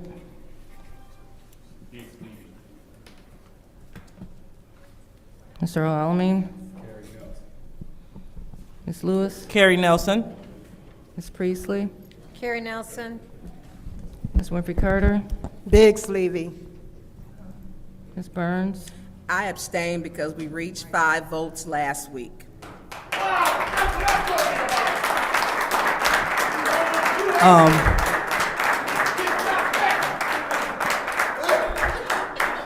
So, excuse me, so according to our charter, you can abstain. For that reason, you must only abstain if it is a conflict of interest for you. So we want to make sure that we're in alignment with the charter. So weren't either you have to aligned vote with the yes charter, or Madam no. Chair. Go ahead. Who's running this? Is it you or is it the clerk? Why are you speaking? I'm speaking The because clerk. I'm the chair. The clerk was taking the roll call. I understand, but the chair had to Okay, let you know that again, your vote was in violation My vote of is the not city in charter. violation. That 5th vote last week, we obtained it, and we are in court. It is a violation. This process Again. has been tainted. That is my Again. answer. Again, Ms. Burns, me I'm to giving you the court. opportunity to follow No, the I don't need your charter. opportunity, like you did last week, robbing people of votes. No. That is, Ms. Burns, again, you have the opportunity to Again, vote I yes or abstain. no. Okay, Now, Ms. you Burns. need me to keep repeating Ms. it Burns, to you. that is your warning. You can't give me a warning for voting. You can't give me a warning for voting. What's wrong with you? Something is really wrong with you. Finally, Ms. Mushat. Kerry Nelson. That's 1 vote for Mr. Dumas, 2 votes for Ms. Biggs Levy, 4 votes for Mr. Nelson. Round 153. Point of order. Mr. Jarrett. Wait a minute. What is your point? Did Ms. Burns change her vote? No. She abstained.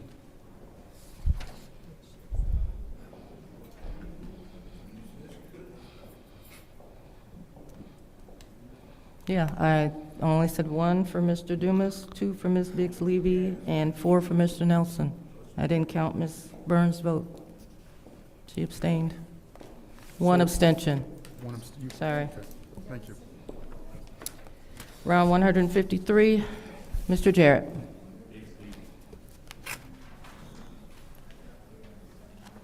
Mr. Alamin? Nelson. Ms. Lewis? Nelson. Ms. Priestley? Karen Nelson. Ms. Winfrey Carter? Biggs Levy.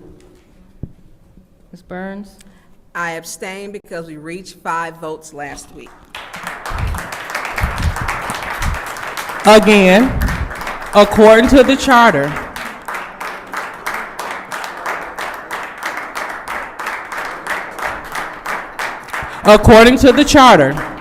it states that you must vote yes or no, and you can only abstain if you have a conflict of Madam interest. Chair, point of order. Go ahead. Yeah, what is your point? The claps are meant to be a disruption to our meeting. You are absolutely correct. So we're asking you to stop disrupting the meeting with unnecessary clapping, please. If not, you will receive your warning. Second warning, you'll be removed from this meeting. Thank you. So Ms. Burns, we give you an opportunity again to abide by the charter and vote yes or no. I mean, vote for the person. This is not an abstention vote unless you're in conflict. Again, I am abstaining because it's in conflict, it's in court, and 5 votes were reached last week. Ms. Mashat? Gary Nelson. Mr. Pfeiffer? Nancy doing? That's 2 votes for Ms. Biggs Levy, 4 votes for Mr. Nelson, 1 vote for Mr. Dumas, 1 abstention. Okay, thank you. So before we proceed, we will go ahead and turn to the city attorney for some clarity on this specific vote, so we can have an understanding if it is in order for the councilwoman to violate the charter by voting outside of the parameters with an abstention. Madam Attorney? Under the charter, section 3204, voting, it states that a council member shall vote aye or nay on each matter unless there is a conflict. So, Okay, thank you. So in accordance to our city charter, we gave Ms. Burns the opportunity. Point of order. So what is your point? My point is, I told you what the conflict was. Again, that is not, that is Point not of a order. conflict with. Point of order. Ms. Burns. Point of order. Ms. Burns, what is Point your of point? order. What is your Request for point? information. All talking must cease when I'm asking, when I say point of order. Go ahead, Ms. Burns. First of all, my conflict, I stated to you, it states conflict. It didn't say if it had to be pleasing to the chair. Request for information. Thank you. So point of order denied. Go ahead, Ms. Mashat. Request for information to the chair. My colleague in the 6th Ward stated she had a conflict of interest. She stated that her conflict of interest was that we are in court for this matter. Is she in court for this matter? Could you say that one more time for clarity? Yes. Our colleague in the 6th Ward stated that she had a conflict of interest, and she stated that we are in court for this matter, meaning the 3rd Ward vote that took place prior to today. Prior to today. Does that mean she is in court for this matter? All right, so I'll let the councilman in the 6th Ward answer this question. Well, let me provide clarity for my conflict. One, because we did arrive at 5 votes, we have attorney-client privilege, which is with Mr. Attorney Giltner, where he has looked at the videotape and the evidence. And so we'll be going back to court. We had an obligation by the court to, if we reached 5 votes, and according to the video that he viewed, which we still are in court, they haven't released us yet, where the Ethics and Accountability Board has taken the council. We are split into 2 different, you guys have Barry Wolf, we have Attorney Giltner. At this point, We had to satisfy the court with 5 votes. We attained that, and it's going back to court. So there's a conflict for me to vote when I have been dealing with our attorney. So I'm going to keep voting. It's a conflict, because it is. Okay, Point so, of order, Madam Chair. not a problem. Go ahead, Councilwoman in the 7th Ward. Thank you. And I am trying to pull up the rule that was stated as to why that we did not reach 5 votes. So please give me a second to grab that rule. So while you're waiting, I'm going to go ahead and defer as well to our city attorney as to the conflict and voting.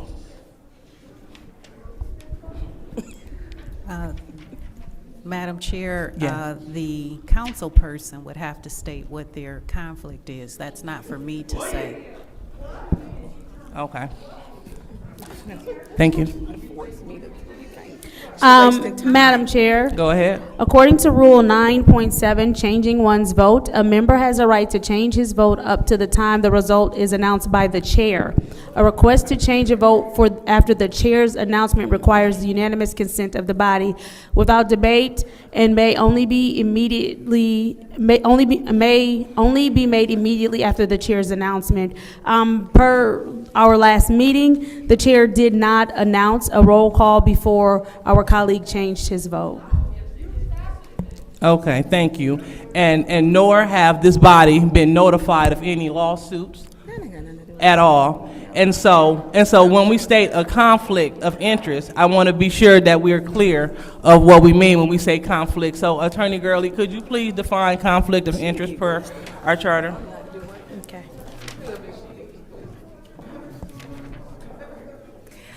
Madam Chair, under the charter, section 1602, there lists a numerous amount of conflicts, so, and disclosures that need to be made, so. Request for information.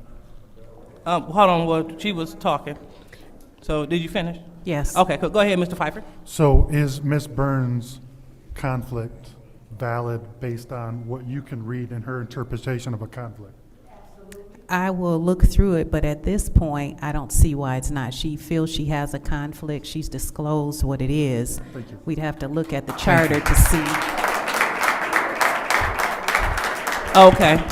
Thank you, Attorney Gurley. So hearing that Councilwoman Burns has a conflict, and per the attorney, it may be valid. Request for information. Go ahead. Request for information. What is your request?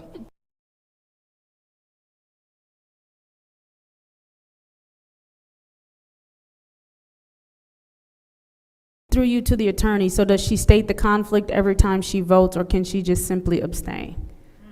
She can state on the record that her conflict continues. She doesn't have to state over and over again. She can say as it continues. Okay, and then, so does she just need to clarify one more time with her abstention, and then from there say the aforementioned? Please, listen.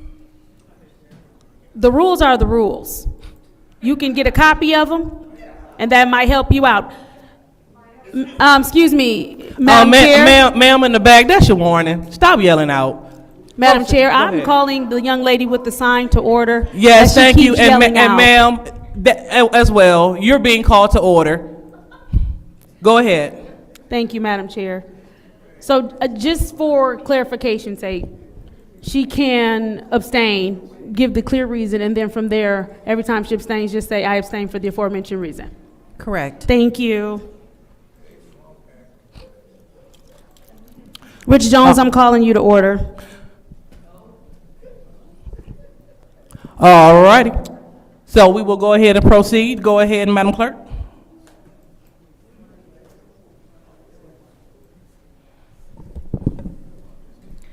So round 154. What is your point? Based on the 7th word's reading of that, the chair should read the roll call after each vote. Madam Chair. Go ahead. I do agree with the councilman in the 8th Ward that because of the way that it is stated for this fact, so we don't run into anything else, after we do the roll call vote, the clerk should say the voting tally for each person. Understood. And then the chair should also repeat the voting tally. Not a problem. I will definitely Thank make it plain. Mhm. Go ahead, Madam Clerk. Round 154. Mr. Alamin. Ms. Lewis. Nelson. Ms. Priestley. Nelson. Ms. Winfrey Carter. Biggs Levy. Ms. Burns is not in. Ms. Mashat. Nelson. Mr. Pfeiffer. Dumas. Mr. Jarrett. That's 4 votes for Mr. Nelson, 2 votes for Ms. Biggs Levy, 1 vote for Mr. Dumas. 4 for Nelson, 2 for Big Levy, and 1 for Dumas. Round 155. Ms. Lewis. Nelson. Ms. Priestley. Nelson. Ms. Winfrey Carter. Biggs Levy. Ms. Burns is not in. Ms. Mashat. Nelson. Mr. Pfeiffer. Dumas. Mr. Jarrett. Mr. Alamin. That's 4 votes for Mr. Nelson, 2 for Ms. Biggs Levy, 1 for Mr. Dumas. 4 votes for Carrie Nelson, 2 for Big Levy, and 1 vote for AC Dumas. Round 156. Ms. Priestley. Nelson. Ms. Winfrey Carter. Biggs Levy. Ms. Burns is not in. Ms. Mashat. Nelson. Excuse me, Mr. Pfeiffer. Dumas. Mr. Jarrett. Mr. Alamin. Ms. Lewis. Nelson. 4 votes for Mr. Nelson, 2 for Ms. Biggs Levy, 1 for Mr. Dumas. It is 4 votes for Nelson, 2 for Big Levy, and 1 for Dumas. Round 157. Ms. Winfrey Carter. Biggs Levy. Ms. Burns is absent. Ms. Mashat. Nelson. Mr. Pfeiffer. Dumas. Mr. Jarrett.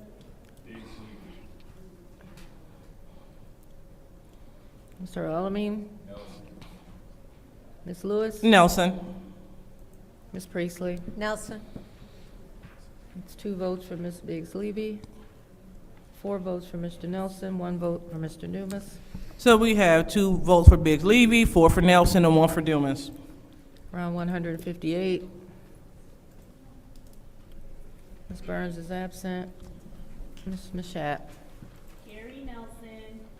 Mr. Pfeiffer. Dumas. Mr. Jarrett. Mr. Alamin. Ms. Lewis. Nelson. Ms. Priestley. Nelson.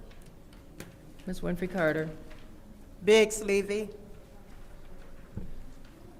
That's 4 votes for Mr. Nelson, 1 vote for Mr. Dumas, 2 votes for Ms. Biggs Levy.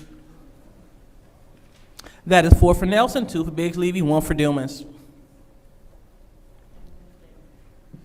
Round 159, Ms. Mashat.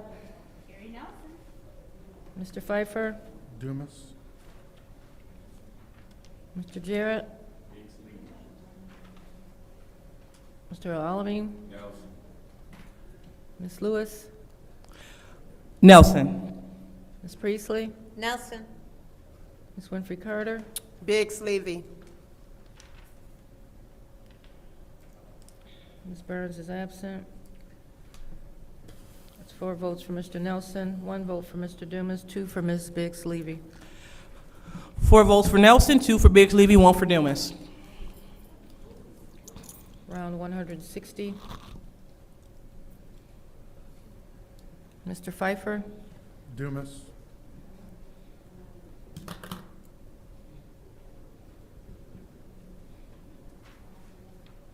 Mr. Jarrett? Mr. Alamin? Ms. Lewis? Nelson. Ms. Priestley? Nelson. Ms. Winfrey Carter? Biggs Levy.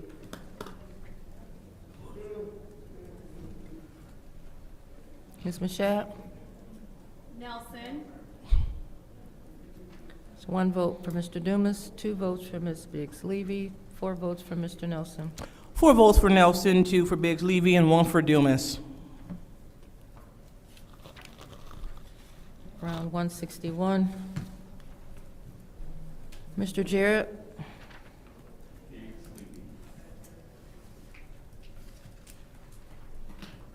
Mr. Alamin?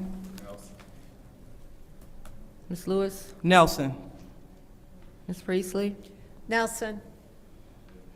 Ms. Winfrey Carter? Biggs Levy. Ms. Mashat? Nelson. Mr. Pfeiffer? Dumas. It's 2 votes for Ms. Biggs Levy, 4 for Mr. Nelson, 1 for Mr. Dumas. 4 votes for Carrie Nelson, 2 for Biggs Levy, 1 for Dumas. Round 162. Mr. Alamin?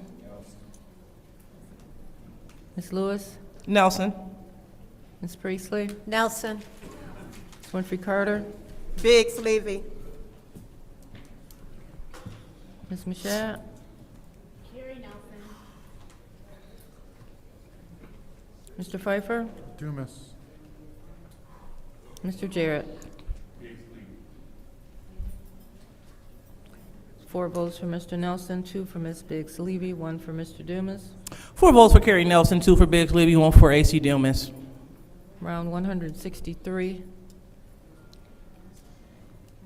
Ms. Lewis? Nelson. Ms. Priestley is not in. Ms. Winfrey Carter? Biggs Levy. Ms. Mashat? Carrie Nelson. Mr. Pfeiffer? Dumas. Mr. Jarrett? Mr. Alamin? It's 3 votes for Mr. Nelson, 2 votes for Ms. Biggs Levy, 1 for Mr. Dumas. 3 votes for Carrie Nelson, 2 for Biggs Levy, and 1 for Dumas. Round 164. Ms. Priestley is not in. Ms. Winfrey Carter? Biggs Levy.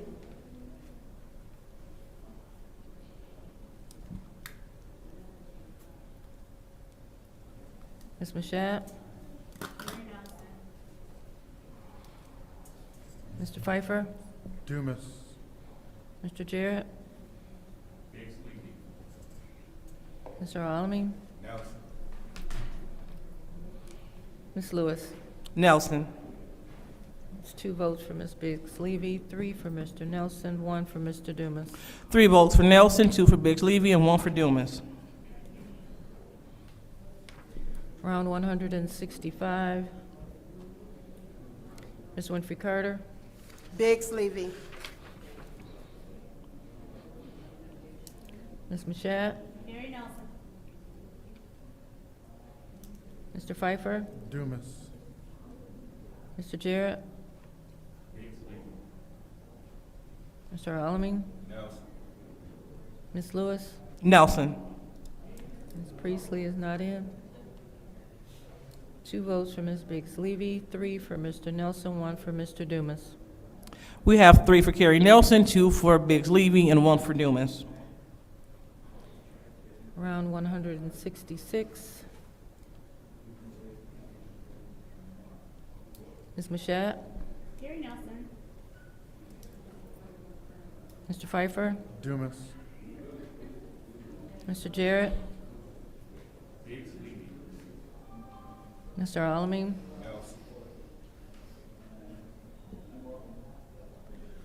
Ms. Lewis? Nelson. Ms. Priestley is not in.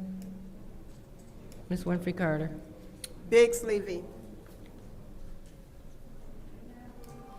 3 votes for Mr. Nelson, 1 for Mr. Dumas, 2 for Ms. Biggs Levy. 3 for Nelson, 2 for Biggs Levy, and 1 for Dumas. Round 168, 67.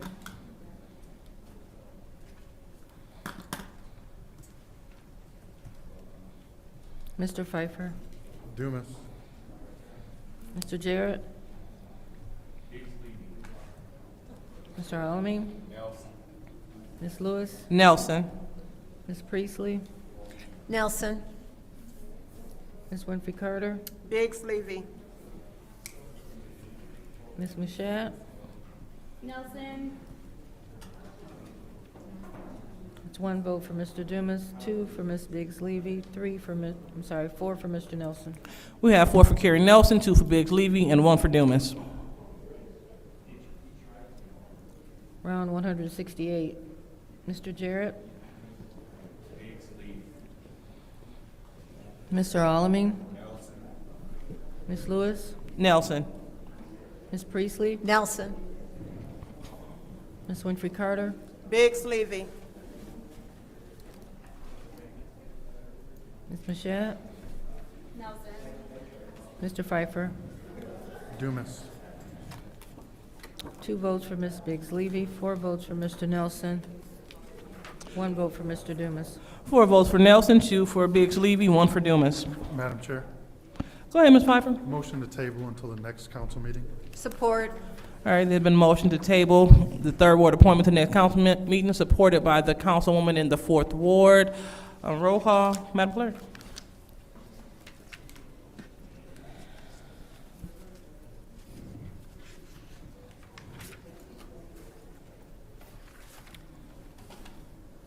Ms. Lewis, Yes. Ms. Priestley, Yes.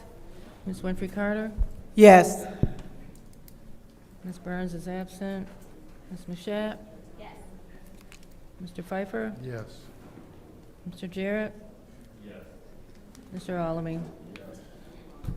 The vote is 7 yes, 0 no. The vote is 7 yes, 0 no. The 3rd Ward appointment has been tabled until the next council meeting. So now we will move on to the Pledge of Allegiance. Mr. Pfeiffer, could you please lead us in the Pledge of Allegiance?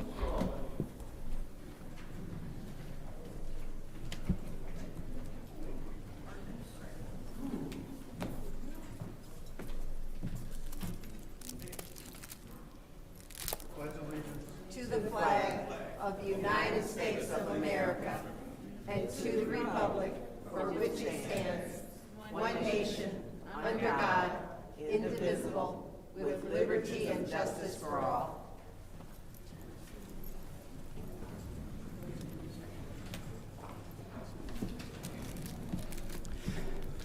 All right, so now it's time for the prayer of blessing. But before we do that, we would like to acknowledge anyone that would like to pay homage to someone that passed on. Do we have anyone? Madam Chair, Go ahead, Ms. Winfrey Carter. I would like to have a moment of silent prayer for the family of Mr. Larry Todd Miller. He was a 5th Ward constituent, and we're going to miss Mr. Miller deeply. So a moment of silence for him and his family.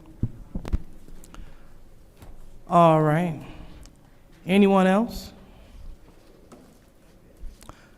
All right, seeing that there's no one else, I would like to acknowledge a near dear friend of mine, Ms. LaToya Johnson and her family. All right, and so as I move to the prayer portion, I would like to ask a member of Bethel if they would like to come up to the lectern and lead us in prayer for our meeting.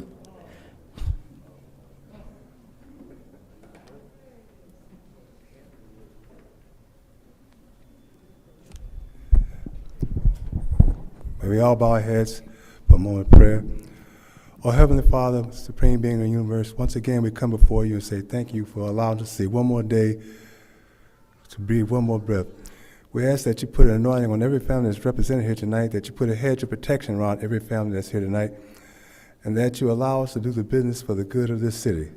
All these things we ask in your Son, Jesus' name. Amen. Next, it is thank you so much. Next is the reading of the disorderly person city code subsection. Any person that persists in disrupting this meeting will be in violation of the Flint City Code Section 3110, disorderly conduct, assault and battery, and disorderly persons, and will be subject to arrest for a misdemeanor. Any person who prevents the peaceful and orderly conduct of any meeting will be given one warning. If they persist in disrupting the meeting, that individual will be subject to arrest. Violators will be removed from the meetings. So now it's time for the request for changes to the, for agenda changes or any additions. Do we have any changes to the agenda? Madam Chair, Go ahead, Ms. Burns. I would like to move Bethel up before appointments in the agenda.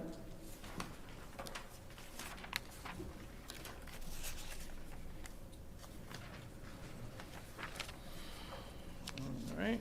So, I don't think it probably is. ready for appointments. You think it is? Okay. Madam Chair, I withdraw that because it will probably go with the consent. Yeah. All right, any more? What do we do with Dennis? Yep, so we're just now just making changes to the agenda or adding in additions. All right, so seeing that there's none, we will go ahead and we will proceed. So next we have a public hearing. Public hearing 240341.6, the public hearing about the Robert Street vacation. So before we move forward, City Attorney, could you please give us a little bit of information about this public hearing?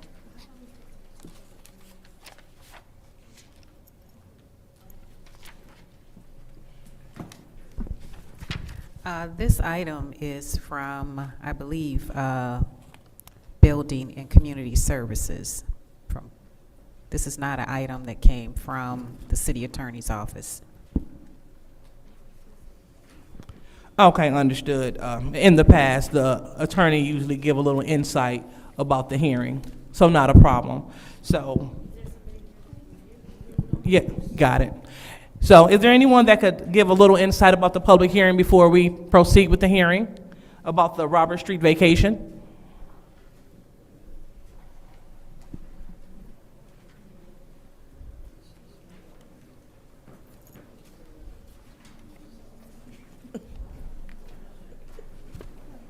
She laughing at you because your face was talking.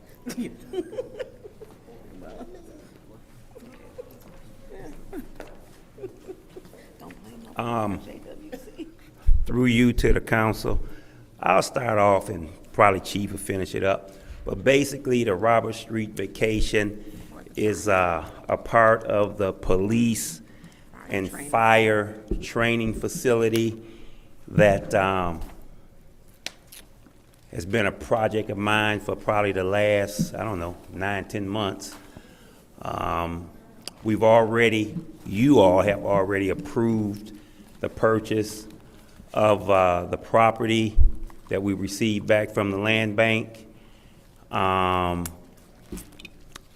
going to have if I'm not mistaken, it was a 10-lane gun range, classrooms, and things like that for the police. The fire, you can kind of tell what you all were doing. We're also going to renovate the existing fire station that's on the property. Renovating, and also adjacent to the fire station, we're going to put up a regional training tower. These towers are made of shipping containers that would be shipped here and designed for training, live burns inside, as well as extricating people from a building. And both of these facilities are revenue generating for the city, because right now the police department, they have to go out to Shiawassee County when they have police shooting, target practice. I don't know what it costs, but I know it's probably somewhere in the area of $1,700 to $2,500 each time they go out there, and it's I think you only take about 10 to 12 people at a time, but at the same time when they go out there, those are people that's not protecting the city of Flint. So there was a conversation made with various municipalities, other police agencies, other fire agencies, prior to us brainstorming and coming up with this here ideal. And they all stated that they would be very appreciative and probably participating in this venture once we can get it off the ground. So basically, it's a public hearing. Like I said, we own everything. I think it's 6 vacant properties on it. I think 3 of them are in the ground, and I think 3 of the houses are up. So that's pretty much it. Just vacation of the property, because it's a whole square. Through the chair. Thank you so much. Go ahead, Ms. Gurley. Also, the Planning Commission has already reviewed the plan and is recommending that council approve as well. Correct. All right, thank you. And thank you. All right. So now we will proceed with the public hearing about the Robert Street vacation. And so we want to remind all audience members that you must be germane exclusively to the Robert Street vacation. If you are not, you will be halted and reminded, and then the remainder of your time will be taken. All right. So we're looking to call up our first public speaker. Go ahead, Mr. Dumas. My name is A.C. Dumas, and I'm a resident of the 3rd Ward. And the issue I have with, I remember when the fire station was built, and to give some of you clarity, you all know where Legacy Funeral Home is. It's right across the street from Legacy Funeral Home. And what troubles me, a gun shooting range, I can understand training for the firefighters. I mean, it's a great building, it never should have went abandoned, but in the neighborhood, I mean, you take those type of things, you know, like the gun shooting range out in wherever it's in Burton, where it's empty fields and stuff. You're talking about in a community where people live. Now, Robert Street is behind the fire station where the fire trucks come in and go out, you know, because they're large vehicles. But a gun shooting range in the heart of the 3rd, well, not the heart of the 3rd, but in the 3rd Ward where residents live,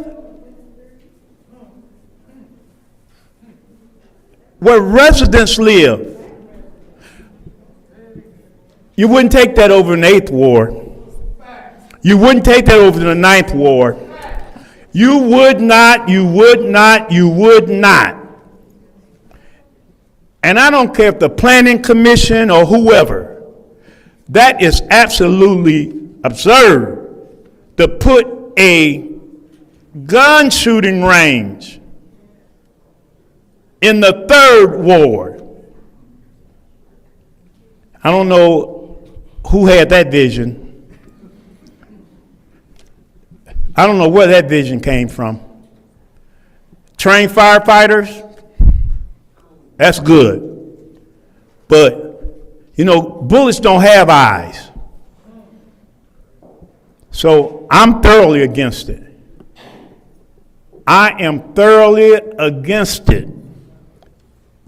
A shooting range? You can't make that make sense. All right then, I said what I said, and I meant what I said. And I'm going to stand on what I said. I'm a resident of the 3rd Ward. But if I wasn't a resident of the 3rd Ward, if I was any other ward, I would speak against a shooting range in the city of Flint.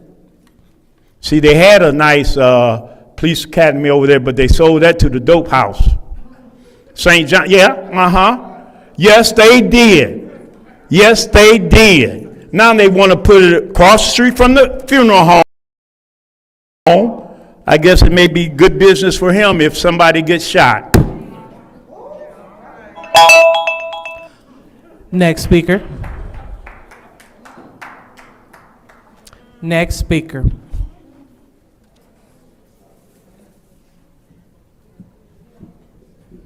Hello, I'm R.L. Mitchell.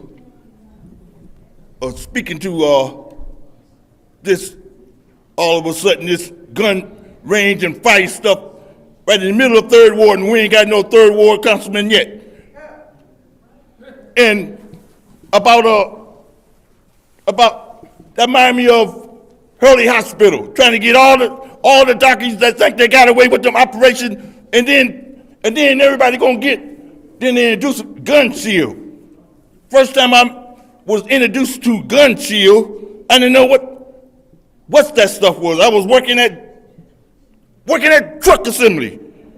And my committee man, I said, hey, Mitchell, these people keep coming to us about you owe the debt at Vogues. If you don't pay that debt, let's pay it. But I found out what's a little junior high in the Senac neighborhood. A little girlfriend that charged all kind of stuff. And they showed me her name, but I refused to do something about it. They said, look, sir, if you want to continue to work here, you can work here, but you ain't gonna get no money in your check. I said, bet, you watch and see. I'll do, you think, just like that fireman, them two doctors who was up here a few minutes ago, one of them was the fire chief. He was on public TV, he said the people in Flint is terrorists.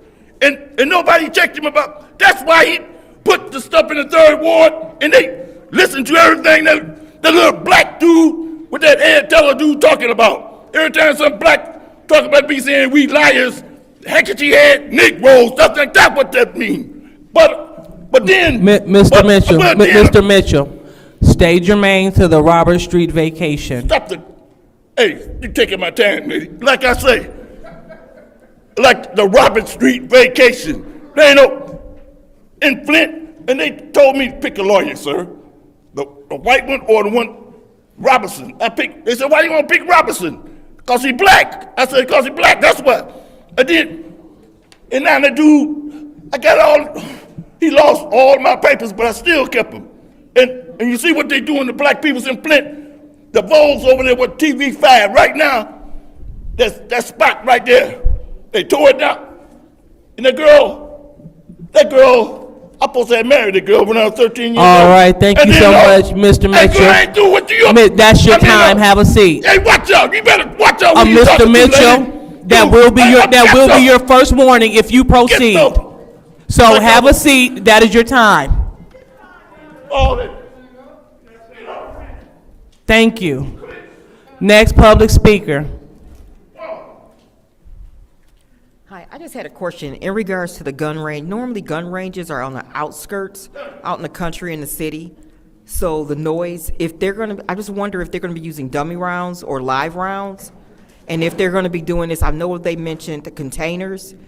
If they're gonna be able to, the residents, the noise, the shooting, if they're gonna be using live rounds outside.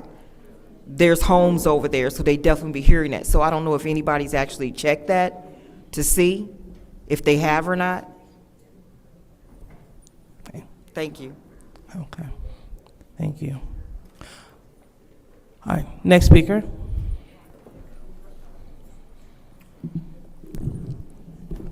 We already got too many gunshots in the Third Ward. We already can't sleep at night in the Third Ward because of gunshots. Yeah, but it's really in the Third Ward. Really in the Third Ward. Really in the First Ward too? Man, we don't need that there. Point blank. And if y'all would really go and ask some Third Ward residents that maybe live by there, you'll find out they feel the same way we do. So before y'all make y'all decision, I'll suggest y'all postpone it until y'all go and talk to a whole lot of Third Ward residents, and get their opinion about what should be done. Thank you.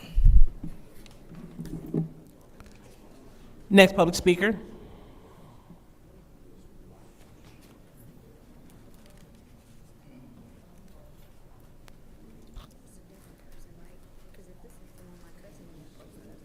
Yes, the other ones, which are, I mean, they're enclosed, and this one's actually state of the art, and it's going to bring in revenue. No.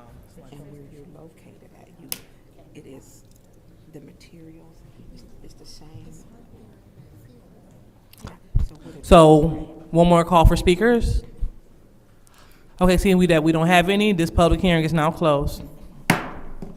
Madam Chair, Go ahead, Mr. Pfeiffer. motion to adopt 240341.6. All right, motion on the floor to adopt resolution 240341. Point of information. Wait a minute, hold on. So it is a motion on the floor to adopt this resolution 240341.6 by the councilman in the 8th Ward, supported by the councilman in the 7th Ward. What is your request for information? Did you know that the .6 is the hearing and not the actual resolution? We can adopt, make a motion to adopt after the public hearing. But that's not the right resolution number. Okay, so what we do, we just pause, we defer to the clerk. So, Madam Clerk, is it possible, is this the correct resolution number for us to adopt, 240341.6? Point 6 refers to the public hearing. Motion to adopt point 1. So you say there's a motion to adopt point 1? Support. All right, so when we say point 1, we're talking about 240341.1? Correct. Okay. And I heard support from the council. All right, from Ms. Priestley. All righty, any discussion? Madam Chair. Go ahead, Ms. Burns. I do want to, if through you two, Mr. Taylor, if you could come up, and as you're walking, for adoption of this one, the Robert Street, which is, I know Mr. Dumas and people were concerned. This is a state-of-the-art facility. The state-of-the-art facility is indoors. It is a revenue, it will receive revenue. Currently, our Flint police officers they're not even in our county, they go to Shiawassee County to make sure they're certified. And that was the word that I believe that you were looking for, that their certification, they have to shoot so many hours. And with them shooting so many hours, it has to be certified. Also with the fire training, having it to be a state-of-the-art, it will make sure that with the training and then the hours that they have continued education for police and fire, that it can now be done in the city of Flint. They can remain on duty along with the fire department, where they can take the whole truck, who's over on that truck, over there to the facility, and so can the officers. So it'll keep more officers in our city. I am supporting this. It is an inside gun range. I shoot. I go to inside gun ranges. I do. And, you know, and it's safe. We have one in the 8th Ward, Sapanic. And I that's where I got mine from. And Sapanic, that's where I go to shoot, and you don't hear it. You don't hear it. It's secure. It's the materials, and with having this, it is a revenue. It is a revenue. It adds to our revenue, and it's state of the art. It'll be nice to have, because one, we have a difficult time maintaining our police and our fire, because once they get the experience, they take that experience over to other municipalities, and they get a bonus and they leave. So I am in support of this and keeping so they don't drive all the way to Shiawassee County to keep their certification. So I support this. I support this project, because one thing with public safety, we know that our community is changing, especially right down there I think that's the end of it for Buick, where the Ashley Capital, I think that's their last building will be built down there. So it'll be commercial, but it's indoors. The proper materials will be used, and we have inside gun shooting ranges. Now, some out if you go to Williamson and some of the others, you can go indoor or outdoor. This one is solely indoor, solely. And so I do support this. If there's anything you'd like to say, Chief? Let me say something. You must be a good shot. I'm a real good shot. People say because of my ex I was, but no. No, I'm a real good shot. I don't want nobody shooting at me, and I don't want to shoot at them. But as you're saying, I failed to state that it was indoors. It is the state of the art. It's even to the point where the lead, they'll be able to collect the lead and turn around and sell that, to people, that other gun people that make bullets. So You have one, as you stated, you have the one on 12th and Fenton Road. You had the old one out there on Center Road by Court Street. And then you have the one right there on Linden Road across from the Genesee Valley. And all my years as a police in Los Angeles, for Los Angeles Police Department, like you say, you had them indoors and you had them outdoors. And so we do have one so that people will not, the one that it costs too much money in the police department. Correct. There is one and has been one since the building has been built that is here, but it is out of date. It's not safe. And so it is a need to have it because it used to be here when we had approximately 250 police on the street. And so keeping this here is crucial. It's crucial to the safety of our street. We know that people around here, everybody carry a gun. Open carry is the new thing. You don't even have to be licensed. So I am supporting this. And the question was, will there be live ammunition? Yes, there is live, rounds that you shoot. And we already have it. This will be in compliance with every state, federal, and local law, and it's a convenience that we need in this city. Anything else that y'all want to say? All right, thank you. All right. Madam Chair. Go ahead, Ms. Priestley. This is just real quick. In regards to the indoor shooting range, you can't hear it outside the building. Soundproof. You hear nothing. They would not even know people were in there shooting if they lived next door to it. If you want any confirmation of that, Williams has one of the the most up-to-date shooting ranges in this county. Just drive over there and go in the store. You can barely hear it. Ian's hear it at all outside. Thank you. Anyone else in the first round? No one else in the first round. I'll go ahead and take my time. I do not want to be holding the city back. If you go over there to the 3rd Ward, because that's where I serve and where I live, that corner is empty with high grass all the time. So when I hear people say that they don't want it and, it's not a good idea, it is way better than what's going on right there. We have an abandoned fire station that they're repurposing. There's not even really any neighbors over there. There's none. And across the street, we have a couple burnt out houses. These dollars are being used to develop an area. And this area that they're developing is going to bring in income revenue. So instead of us going to Shiawassee, we can stay home and then Shiawassee can come to us. Other people can come to us. The move that we're making sure that we're moving into the new century, making money and helping to aesthetically beautify these areas. For too long, other places been getting this kind of investment, this kind of good traffic. And on the north side, we're stuck with garbage. We're tired of it. And so this is a positive step in the right direction. They have these ranges, just like Councilwoman Burns said, over there on with that 12th and Fenton, they have that. We want to make sure that we have something on the north side. The time is out for us foregoing great things happening on the north side. So if we can bring an indoor state-of-the-art gun range to the north side, because I ride down Stewart every day to get to work and go about my travels. I'm tired of looking at nothing. This is bringing something. And I'm going to vote for something because we had nothing for too long. So now we're going to move on to the second round. Anyone else want to speak? Anyone else want to speak in the second round? All right, so with that being said, we will go ahead and we will vote. Resolution 240341, the Robert Street vacation. Roll call, Madam Clerk. Ms. Priestley? Yes. Ms. Winfrey Carter? Yes. Ms. Burns? Yes.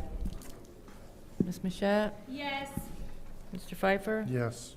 Mr. Jarrett? Yes. Mr. Alamin? Yes. Ms. Lewis? Yes. Vote is 8 yes, 0 no.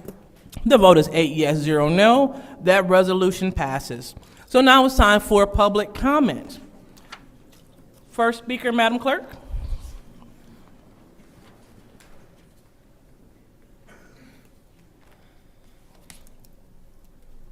The first speaker is R.L. Mitchell.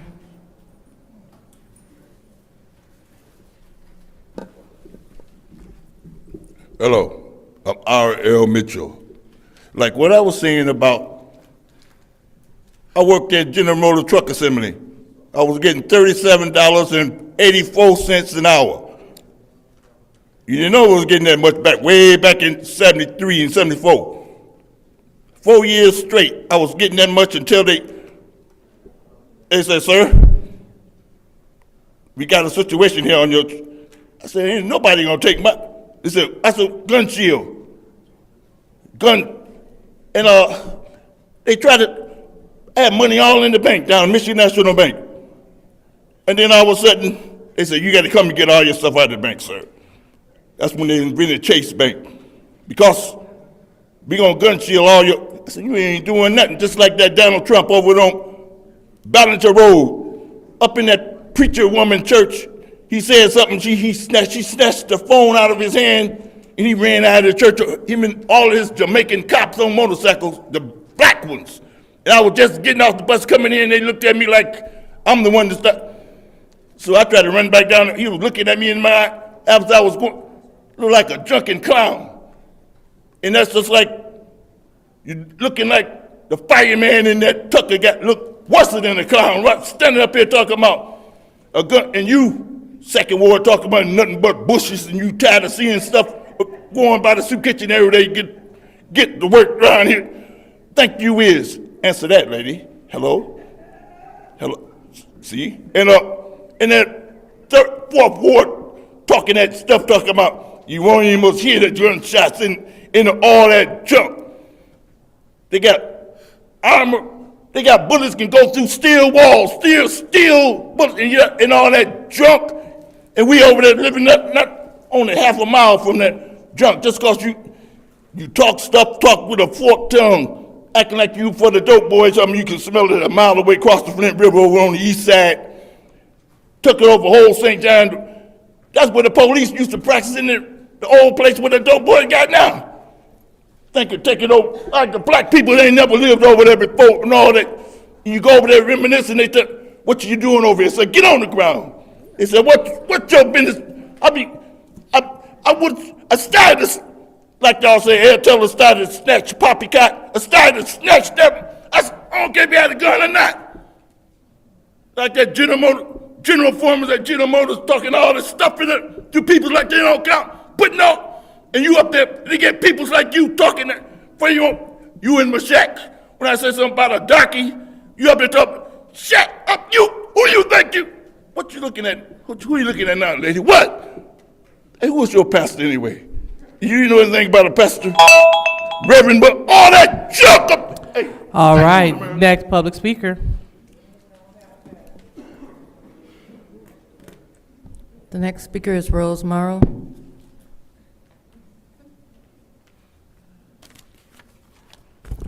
Hello, everyone. I'm Rose Morrow, and I live in the First Ward. I just had a couple questions. Maybe somebody can one of the council members can come back and answer it. In regards to Hasselbring, there's still work that needs to be done. We all know that. But nothing beats a failure than a try. I believe the council person stated, and correct me if I was wrong, that the council can't do anything. But I feel like the council can. You can fight for us. Fight for Hasselbring. And the seniors and the residents.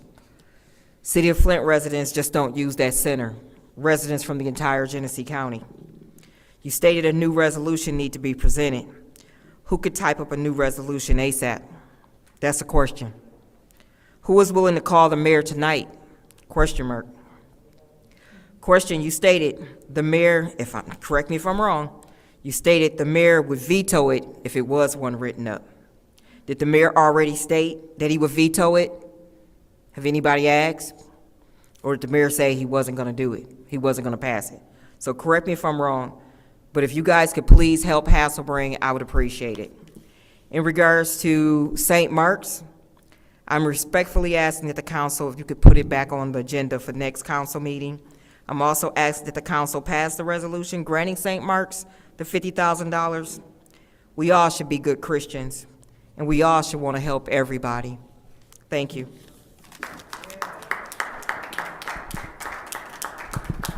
Next speaker, Madam Clerk.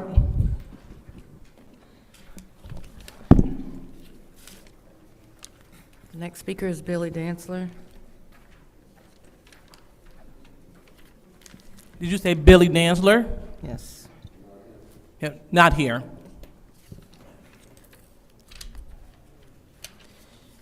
Next speaker is Ms. Taylor.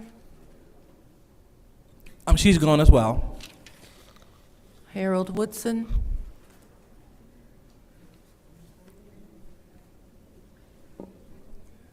I won't take my full time. I just want to thank the council for the consideration of passing the resolution and providing more ARPA funds to Bethel United Methodist Church as we continue to do the work in the community. Thank you.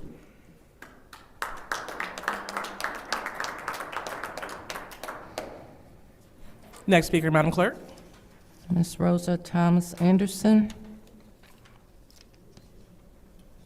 Did you say Arthur Woodson? No, Ms. Thomas Anderson. Next speaker is I'm sorry.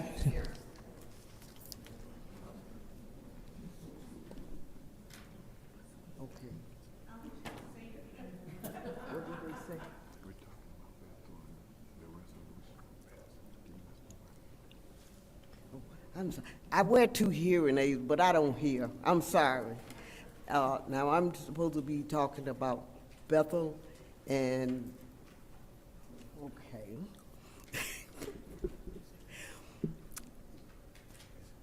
When we talk about Bethel, that's something that I'm passionate about. When we talk about the city of Flint, that's something that I'm passionate about. Because I do realize the resources that Bethel have supplied we just celebrated our 100th anniversary, so we've been here for a long time. And we have been in the community for a long time. When we was on the south side at 12th Street, we always offered our building for any organization that needed space for meetings and stuff of that sort. And we still do the same thing over on Ballinger. Okay. I was trying to think of something that we could talk about that. I know that we told you that we do the clothing giveaway. We also co-sponsor a lot of the activities that we do. We have volunteers that do the work. We work with Catholic Outreach during the month of our June, July, August, and if the weather permits in September. We do a clothing giveaway in our parking lot because that's something that is needed in the community. We always look for the things that the community need to see how we can supply it. Did I answer the question? All right.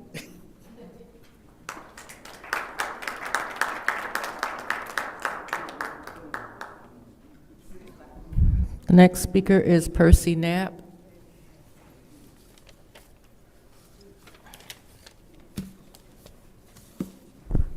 Good evening, everyone. My name is Percy Knapp, and I'm the chairperson of the House of Brings Senior Center Board. And I just want this directed to Councilman Alameen. Explain to this council why you can't put a motion on the floor to bring that lease back to this council. We agreeing that we signed that lease, we want to try to comply to the lease. We want to bring it back so we can go forward from there. And plus, with the misinformation that you said, the city council was the one that shot down your proposal with your monies, not House of Breen. Of course, they were saying that was like Robin Paul to play Peter, stuff like that, but that's misinformation. If the mayor don't agree with this, will somebody talk to him?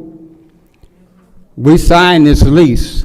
What we asking is to bring it back to the floor. Explain why you cannot put a motion on the floor to review this. That's what's puzzling me. That it can be did. All you gotta do is put the motion on the floor. And we'll go from there. We suggested you bring the lease back, because we signed it. The mayor was in agreement with that. So I don't know what done happened here. You are, and on that, so you went through the community and spoke with some people. Then they was complaining about the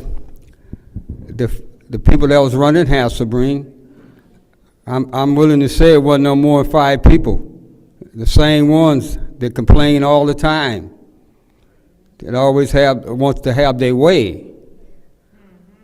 I don't think it was the community as a whole. But I charge you to put this motion on the floor. To bring this lease back before this council.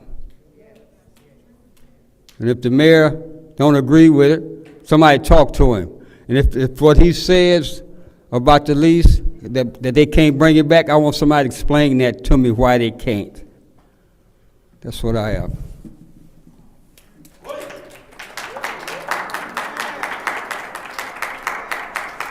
Next speaker, Madam Clerk. Next speaker is Shirley Wilson Johnson. If she's gone. Next speaker is Arthur Woodson. He's gone as well. Next speaker is Beverly Biggs Levy.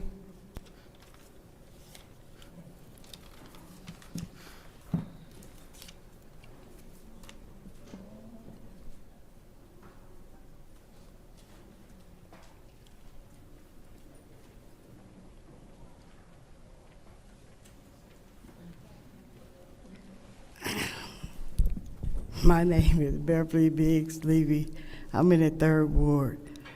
I'm sitting here thinking today that in November, I won the election, but you were going around telling people don't vote for the 3rd Ward because of the mere fact that y'all wasn't going to make it no good, as I would say. It was no good, didn't count.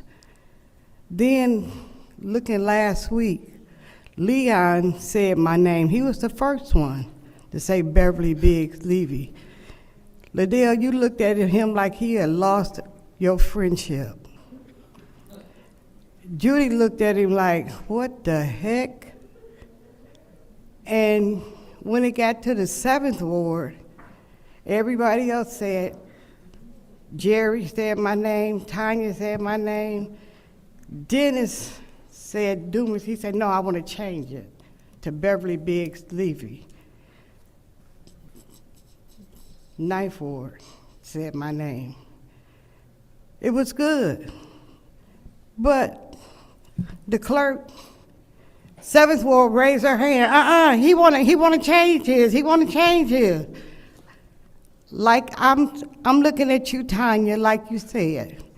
This is the 2nd time I was elected, and they took it from me. The 2nd. And the devils can't look up because they know they're wrong. Them 3 devils, they know they're wrong. Candace made him change his vote. Made him change it. She didn't ask him, she made him change his vote. Like they say, roll back the tape. That's what needs to be happening, rolling back the tape. You can see how much, I got 57 minutes. Keep looking up there, Liddell. And like I said, what I can say behind somebody's back, I can say it to their face. LaShonda, she's here now. She was the same one who helped me knock on them doors to have you remove out your seat. I ain't ashamed to say nothing.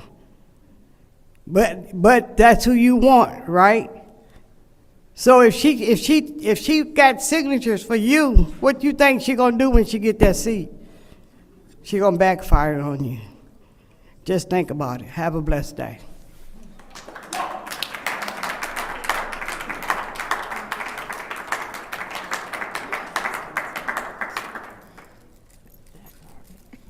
The next speaker is Sandra Jobin. So she's gone as well. So hearing that that was the last public speaker, correct? No, that wasn't the last speaker. It was not?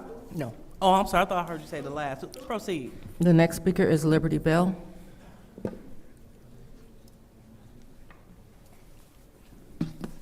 Hi, Council. My name is Liberty Bell, and I'm in the 1st Ward. I would like to say Happy Black History Month again, and I would like to talk on behalf of the 3rd Ward seat. When y'all decide to put somebody in that seat, please make sure that they know Robert's Rules of Order. And in regards to putting somebody in that seat, please make sure that they know the Flint Charter and the city ordinance. When putting somebody in that seat, please remember Quincy's legacy as a water warrior and honor the lawnmower that he had. And the spring is coming soon, so you want somebody that's gonna get out there and cut that grass and keep the blight down in that area. Please put an individual in that seat who will not get the city sued for defamation of character.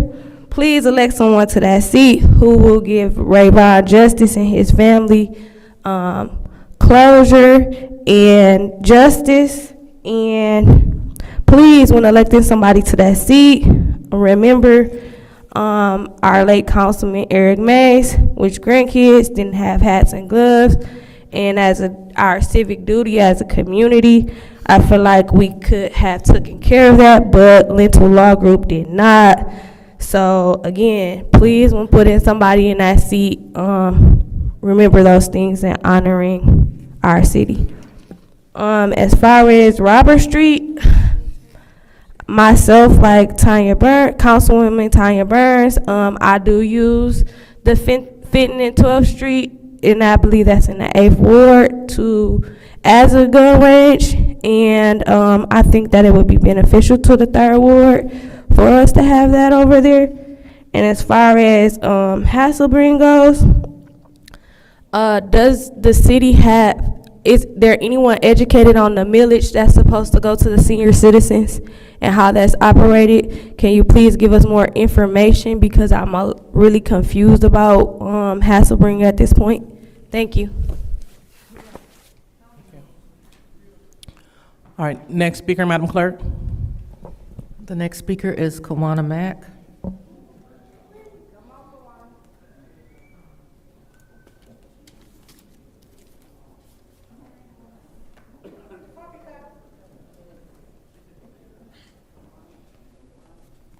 Boy, I couldn't wait till tonight. Leon was over there rocking and rolling. AC Dumas, Rich Jones, Biggs. 10 minutes, he didn't know what happened. Mashat almost shat on herself. And Judy, I thought you was gonna throw up. You looked so sick. They was finna have to look at them books. You cooking them books. But I want to get back on Leon. He was on the podcast, said people was telling him they tired of this circus down here. Well, it seemed like you ran to join this circus down here. Dun, dun, dun, dun, dun, dun, dun, dun, dun. Come down here and be on the board if you want to kick the seniors out of Hasselbring. If you want to sell people that bought their house in the land bank. Now they got a landlord. Yeah, like I said, Leon, you probably got a whooping last week, didn't you? Huh? Ooh, he's sitting up tall, everything. But I say, hey, the city need to get our pipes fixed, this water. We shouldn't be paying for poison water and buying clean water. I just say, hey, 1, 2, 4, and 7 can get in that trash can that says Mayor Neely, Flint Strong, and roll right down the Poison River. And I'll see y'all next meeting. Poppycock! All right, next speaker, Madam Clerk. Next speaker is AC Dumas.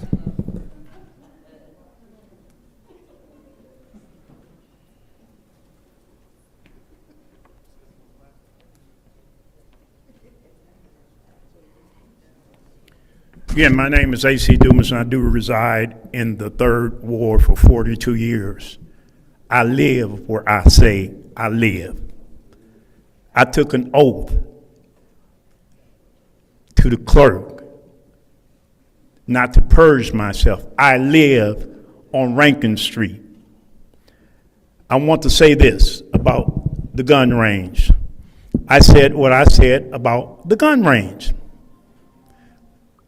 Indoors, outdoors, whatever. I don't support the gun range in the 3rd Ward. I do support the vacation of Robert Street for the fire department. And I explained that to Chief Wiggins. I remember when the fire department was built. I want to address 4th Ward Councilperson Priestley. Ms. Priestley, I know Robert's Rules of Order better than you and probably anybody sitting up there, because you said you wasn't going to vote for me, and that's good. I accept whoever don't vote for me, because I didn't know Robert's Rules of Order. Well, most people know that I have been president of organization, the largest organization, civil rights organization in the world. And we're guided by not only what our rules are, but Robert's Rules of Order. I know the council rules. And Mr. Percy want to know why it can't be brought up, because the goofy council rule says this: only a chairperson can bring a resolution, or the city, or the president, or the vice president, or the mayor. So Mr. Leon Alameen cannot bring a resolution up. That is the goofy council rules. So I know the council rules, Ms. Priestley. I know Robert's Rules of Order. And as I want to support Brother Woodson, and I didn't know who he was, but Brother Woodson, public servant. Did you all know he was president of the Board of Education? Whole lot of stuff y'all don't know that I know. And of course, Bethel, I support Hasselbring. I support St. Mark's. I support a lot of good things. I've been around. I've been around before all of you all. I know the council. I am other than Wilbur Papa Jared, Effie's what? Baby boy, have attended more council meetings than any of y'all collectively. Collectively. I've been here a long time. And so I support the things that's good for the community. And the gun range in the 3rd Ward is not. Thank you, Mr. Dumas. Next speaker, Madam Clerk. The next speaker is Rich Jones.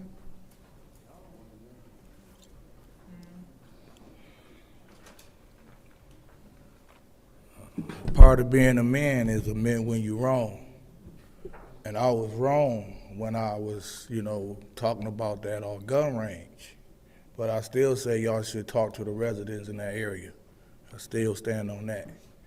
Liberty, I thought that issue with Eric Kids was over with when it was put on Facebook and social media. That was a while ago. But tomorrow, them kids will have them coats and shoes, so don't even worry about that. I really thought it was over. That's my bad. So now another thing I'm not going to backtrack on is my stance about Rayvon. He was shot in his back 6 times. He was shot in the back of his head 1 time. The first time I spoke on it, I said he had a gun.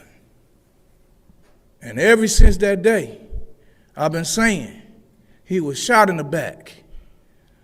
I don't care about their investigation going back looking on his Facebook page. That first day I also said, we need to do something.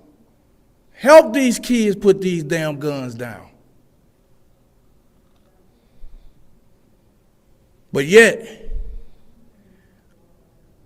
only person that stood up amongst you 8 was Leon Alameen.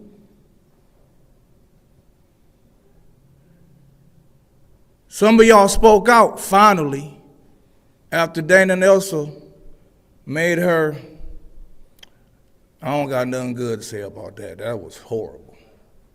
Horrible decision. So, and I challenge those in the back corner over there to start talking about justice for Rayvon. I challenge the person that finally spoke up to keep speaking up. Let me tell y'all something.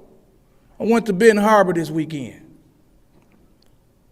Talked to the lady Democrats up there. Gave me their personal cell phone numbers when I told them about what was going on with Rayvon. He was shot in his back 6 times, in the back of his head once. Next council meeting when I come here, I'm going to play a recording for y'all. It was a shooting in Flint, Michigan. A shooting at each other, you know. Both people that was shooting their guns was arrested. One of them was shot. Then one of them was killed. That young man was shot 6 times in the back, once in the back of the head. Thank you. Thank you. Next speaker, Madam Clerk. That was the last speaker for this meeting. Okay, so that was the last speaker, so public comment is now closed, and now it's time for council response. Anyone would like to respond to the residents? Madam Chair, Go ahead, Ms. Burns. I want to say this for Rich Jones. I know that family when he was shot, and I've unfortunately had to keep track of all the shootings that we have had with the 10 or 11 children that were shot last year in the city of Flint. I've spoken, I will continue. My voice was publicly silent because I'm gonna say the month before, there were some issues with him, and I didn't want that to get out there. I didn't, where a gun was pulled on a senior, where some more issues. And so sometimes we have to stay in the background and let the police do the investigation. Now that the investigation and the Attorney General has spoken, it's now my time to speak. There's an appropriate time. Do I feel someone running away, being shot in the back? They said he had a gun. I haven't seen the video. I did FOIA for the video. I haven't received it. Because when you get out here and make these accusations, there's the lives of everybody. And the mother, Tasha, is going through enough for me to put bad information out there. I don't need to hype myself on someone else's tragedy like that until we get the information. I haven't seen the video, and I'm being honest, I don't want to see the full video. The little snippet and clip of it when I know someone is running and they shot in the back, that's trouble right there for me. So I'm waiting still for other information. So don't check me, check yourself on that and get your facts straight, or come to me and answer your phone when I call you. Unblock me. Oh, okay. Oh, okay. So what? So, Mr. Jones, I'm gonna just bring you him the order. The order, Madam Chair. I'm bringing him Give the him order. a warning. And so, Ms. Burns, I also want to add that according to council rules, you can't be argumentative with residents. Point of order. I was not being argumentative. Ms. Burns. He was. Ms. Burns, again, regardless, we have a duty to rise to a higher standard. So as Mr. Jones knows, he cannot yell out. And in response to you, you can't go back and forth and be argumentative with the resident. Point of order, I said to you, we have a right to bring anybody to order. Ms. Point Burns, of order, I'm not done. Point of order. What is your point? We have a right to bring any person to order, is that correct? Yes, it is. Thank you. All right, so I'm going to go back and refer to Rule 27.2. You cannot attack and be argumentative with audience members. Request for information. When was the attack? When was the attack? Oh, Okay, well, I will tell you. You were talking to him, telling him. No, that was about- in my statement. Again, Unblock your statement before you said, this is not a back and forth. You got nasty with the man in the audience, and you can't do that. So I'm encouraging you to be mindful of Rule 27.2 when addressing audience members, and we're asking the audience members to please not yell out because you will get a warning. Anyone else would like to speak in the council comment? Madam Chair. Go ahead, Ms. Winfrey Carter. You know what, in response to whatever rule you threw out there, you need to follow the rule. It's a double standard up here. How many times have you been argumentative with members of the residents, the audience? You can't, you know what, you just really need to stop. Anyway, I would like to say to Ms. Thomas, years ago, Ms. Thomas, and this is in reference to Bethel United Methodist Church. Years ago, I went to Wiley College in Marshall, Texas, and Bethel United Methodist Church used to host our choir every year. We would come to Bethel to sing, to render a concert here in the city of Flint, because we had several members in the choir from Flint, Michigan. And I was one. I received a choir scholarship to attend Wiley College. And so I wanted to help you to remember that. They host the, choirs, HBCUs to come and sing. If anybody know of HBCU, Bethel United Methodist Church, great hostess. So I wanted to point that out, and thank you guys for all of the work that you do over at Bethel United Methodist. Thank you. Anyone else would like to speak? Madam Chair. Go ahead, Mr. Amin. I just would like to acknowledge Faith Temple Church of God in Christ on their 65th homecoming celebration, and for the invitation to join them this February 16th. They're doing some amazing work over there in the First Ward, and I just wanted to give them acknowledgement. Thank you. All right, anyone else? So seeing that there is no one else, I will go ahead and I will take my time. So Mr. Dumas, I would definitely like to address what you said in terms of you being the, I guess, on one of the oldest, one of the most respected boards, NAACP. That's a lot. And they have a lot of, weight in this country. And so I would like to emphasize that they stand for civil rights and justice for everyone. So a major reason why I don't support you on council is because you made the racist, not the racist, but the homophobic comments. And I know that my colleague in the 8th Ward, when they spoke out against Bishop Martin about making homophobic comments, and you said that I said what I said, whether I'm a member of a civil rights organization or not, said Mr. Dumas. My religious convictions outweigh civil rights and all that. So that is a big reason. My colleague spoke to the fact and said that they don't support people that have homophobic agendas, and that is a reason why I can't support you, because I support all residents.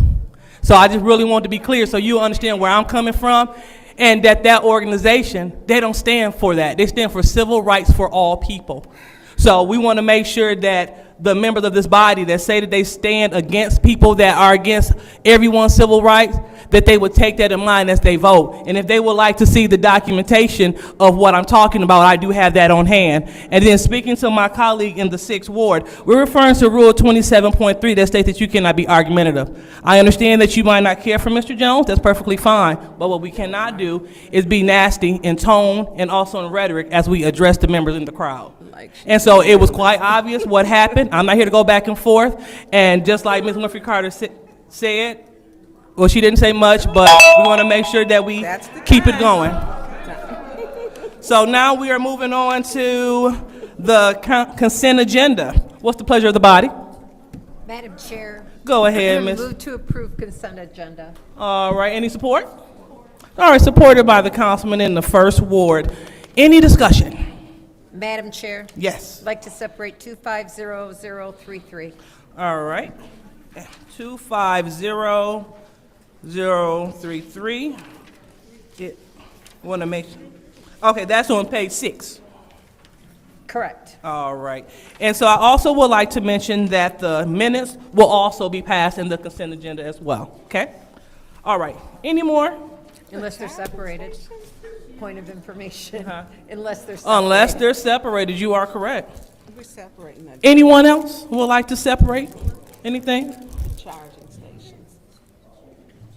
Okay, so seeing that we have nothing else, we're going to go ahead and we will put a motion on the floor to pass the consent agenda, and we are separating resolution 2500.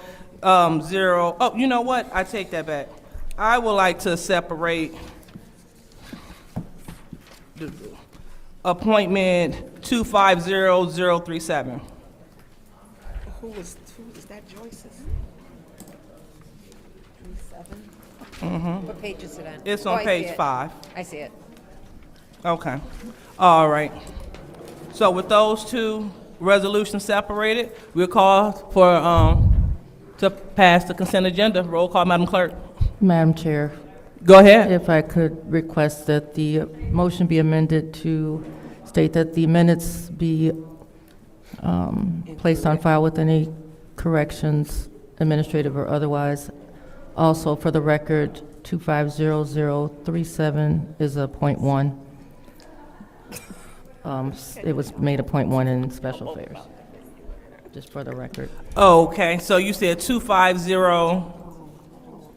There's an extra 0 that doesn't belong, 250037.1. Okay. You separated, and then I'm asking that the minutes be placed on file with any corrections. Oh, okay. All right, so thank you. So we are passing the consent agenda, which will include, I want to make sure that I have it right, all minutes as posted without any with any corrections? That's right. All right, in addition to resolution 250037.1.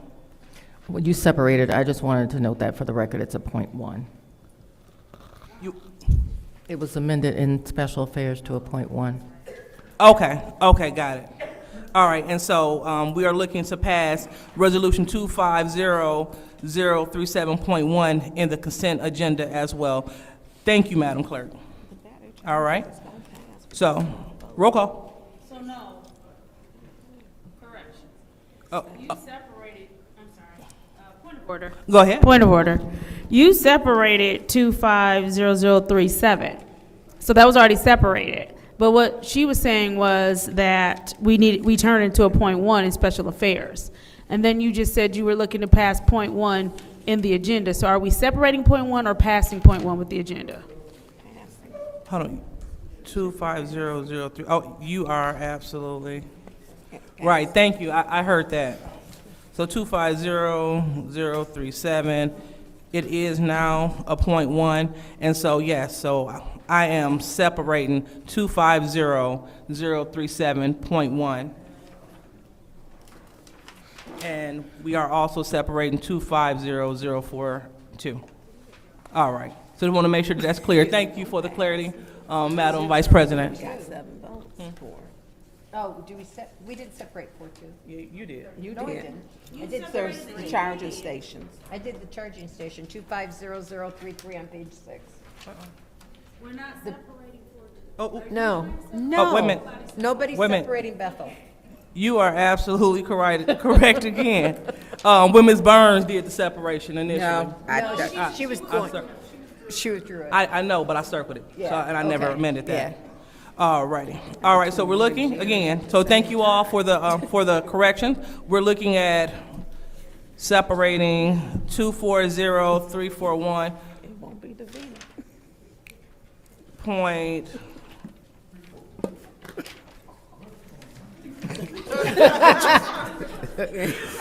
Right. So we're separating two, and it's 250-033 in addition to 250-037.1. Those are the separations. Correct. All right, so go ahead and roll call, Madam Clerk. See what happened when you cheer and you don't eat? Go ahead, roll call. Ms. Winfrey Carter.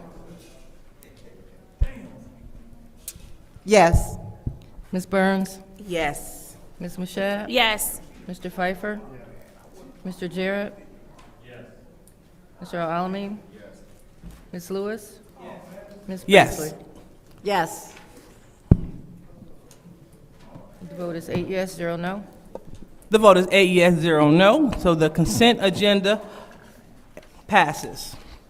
So now we will move on to our first separation, and our first separation is 250-037.1. So what's the pleasure of the body? Move to approve. All right. So, is there any support? Supported by the councilman in the first ward. Any discussion? Okay, any discussion? Yep, any discussion in the first round? Seeing that there is no discussion, any discussion in the second round? All right, seeing that there is no discussion in the second round, I will go ahead and I will take my time. The reason why I separated this is because we're twofold. Ms. Joyce Ellis McNeil, she is currently the school board president. And the school board, they meet multiple nights a week. And so that's a big job that she currently has. And they meet again on various nights. So we have a history on this body where individuals do not show up. So if she was here, we can make sure that she's not in conflict with her school duties. Request for information. Go ahead. How would she be able to answer that when the CWAC is not a standard scheduled meeting, and there is no scheduled meetings upcoming? So how, no regularly scheduled, we meet like once or twice a year. So how could she answer that? Again, the school board, they meet on certain days.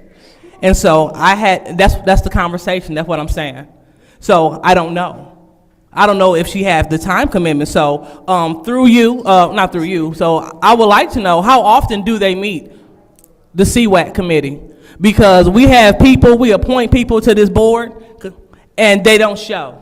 And I just want to make sure that her prior commitments will not conflict with her serving on this board, whether it is 1 day or 2 days, I don't know. But we want to make sure that the day that they do choose to have these meetings, that she's available. Because I know that they have school board meetings, I know 1 day is on a Wednesday, I'm not sure of the other day. But if they have the CWAC meeting on a Wednesday, then it looks like she won't be able to attend.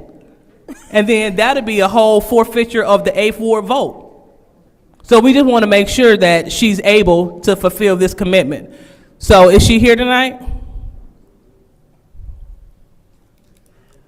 Okay, I see she's not here. So I would love to send this back, to leave this here in council. So I heard the councilwoman in the 7th ward speak. Not sure how to do what I'm trying to do. Point of information, request for information, I don't know.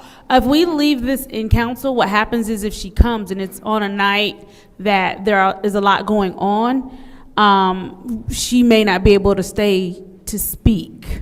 So I'm just trying to say, if the question is to ask her to come in to ask her this question, is leaving it here going to be best for her schedule, or how do we still get to hear from her just in case? So it sounds like we can, well, you're the chair of special affairs. Will it be in order for us to move it to special affairs? I'm asking the body what's best. I don't mind leaving it here, but I'm just saying, if you ask someone to come, they don't want to be here till 10 o'clock at night. Oh, I definitely understand. So, I would like to put a motion on the floor so we can put it in special affairs. So that way we can get the information at the beginning of the meeting and she can go about during her day. Because again, we want to make sure we're passing a lot of dollars, and this body does, it rarely meets quorum.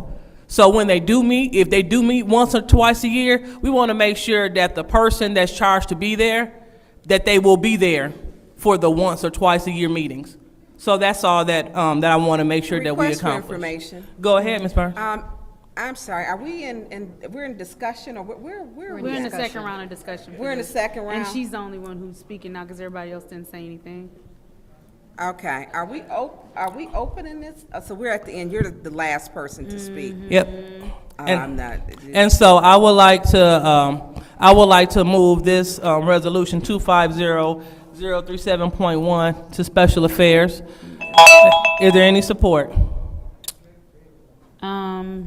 Support. All right, supported by the councilwoman in the 7th Ward. Roll call, Madam Clerk.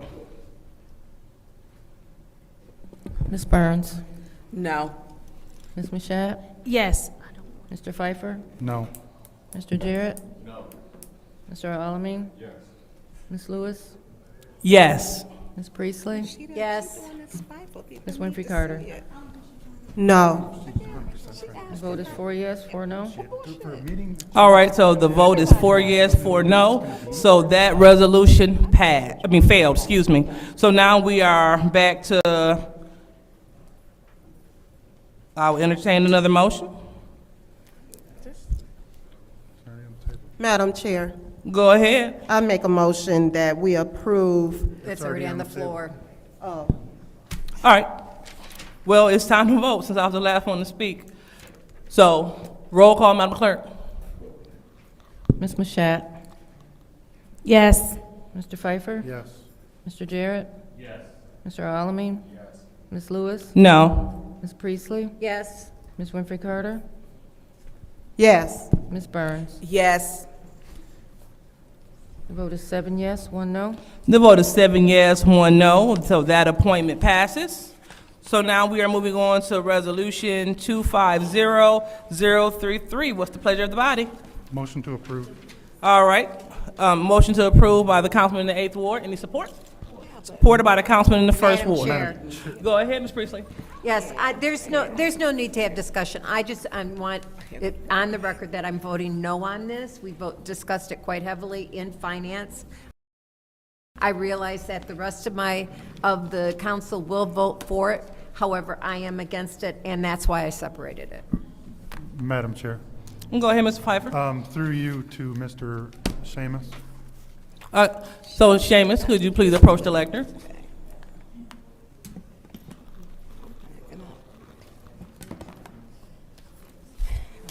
I need to do a repeat.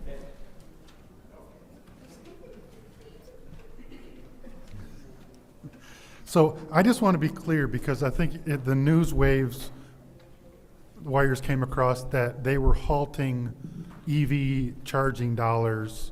Is this part of that? No, this is, I've had nothing communicated to me that we are halting this. This was funding that was already designated prior to any new administration coming in this year. This is a reimbursement though, right? Yes, So- correct. But those dollars are already designated prior to the change in administration. And this is not state, this is DOE, direct from DOE. Okay, so I just want to make sure before we spend these dollars that we're going to get reimbursed. To further clarify, we will not spend any dollars in the event that we've been told that we cannot spend those dollars. I wouldn't come up here. If I was told we weren't allowed, I wouldn't go ahead. I think it hit the news wires in between the, correct. in the last couple of yes. days. So yes. it was after we approved it in committee. Correct. In between Correct. this that they were halting. I have been told nothing different than things are going forward as normal with this specific program. I can't speak to other rollouts. I would just make sure that double check. Yeah. Oh yes. Before we spend these dollars, since for sure they're not already intaked, and we gotta 100%. We're not going to eat any costs if we're not going to eat any costs. Okay, that's it. I yield. Thank you. Thank you. All right, anyone else in the first round? Anyone else in the second round? Seeing there's no one else, we will go ahead and call for the vote for Resolution 250033. Roll call, Madam Clerk. Mr. Pfeiffer? Yes. Mr. Jarrett? Yes. Mr. Alamin? Yes. Ms. Lewis? Yes. Ms. Priestley? No. Ms. Winfrey Carter? Is not in. Ms. Burns? Yes. Ms. Mashat? Yes. Vote is 6 yes, 1 no. The vote is 6 yes, 1 no, so that resolution passes. So now we are at the end of the agenda, and it is taking us to council. Is this the council leadership?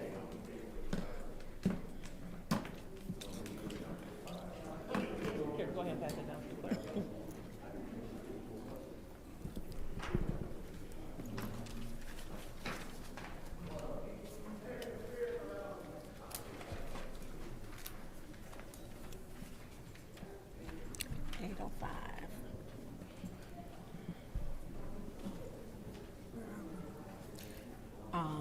We just did we're going back to council leadership.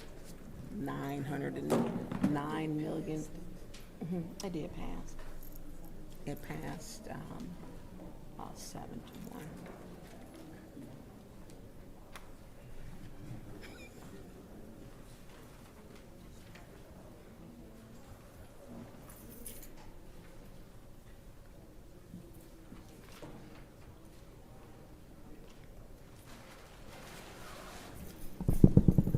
Okay, for the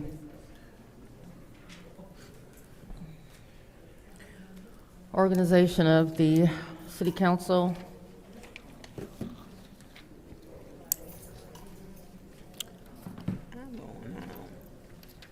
this will start with the vote for council president.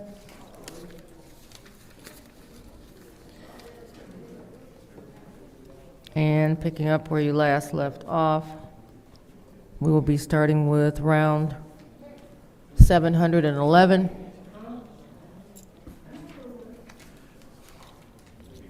And starting with Mr. Pfeiffer. Winfrey And Carter. Mr. Jarrett is not in. Mr. Alamin? Ms. Lewis? Mashat? Ms. Priestley? Mashat? Ms. Winfrey Carter? Winfrey Carter. Ms. Burns? Winfrey Carter. Ms. Mashat? Candace Mashat. That's 3 votes for Ms. Winfrey Carter. 4 votes for Ms. Mashat. Round 712. Starting with Mr. Jarrett. Madam Clerk, Ms. Winfrey Carter. I would like to make a motion to adjourn the meeting. Support. There's a motion to adjourn.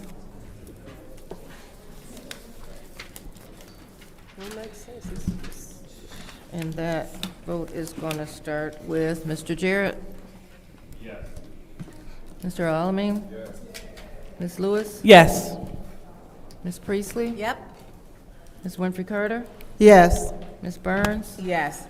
Ms. Mashat. Yes. Mr. Pfeiffer. Yes. The vote is 8 yes, 0 no. Because Mr. This council meeting is adjourned at 8:08 p.m.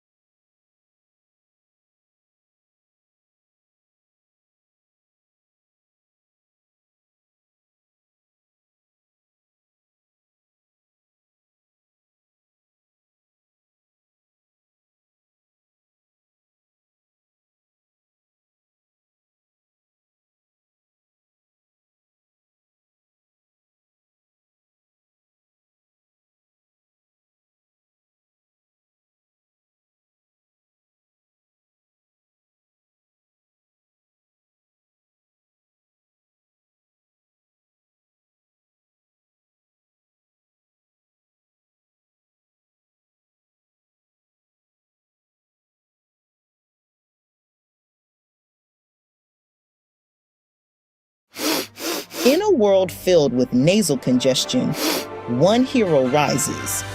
Afrin No Drip. Experience ridiculously powerful nasal congestion relief in seconds. No drips, no mess, just unblocked breathing. Whether it's allergies or a cold, Afrin is your go-to solution for nasal congestion. Afrin, the wow is real. Use as directed. Good evening. Sorry to keep you waiting. I decided to do an IG Live before I walked in. As you know, there's so many people that are in angst and very concerned with the current administration that has been in for a whopping 8 days. And just imagine, we've got to go through this for a total of 4 years. I think that today will probably mean more to my district than my last swearing in, because we are definitely living in scarier times. And so I am so elated and grateful, number one, to have another opportunity to serve, but more importantly, to be able to share in my swearing in for a second term with the people that send me to DC, and again, the only people that can fire me, regardless of how many other people around the country want me to be fired. I want my district to always know that they will always be my priority, and they are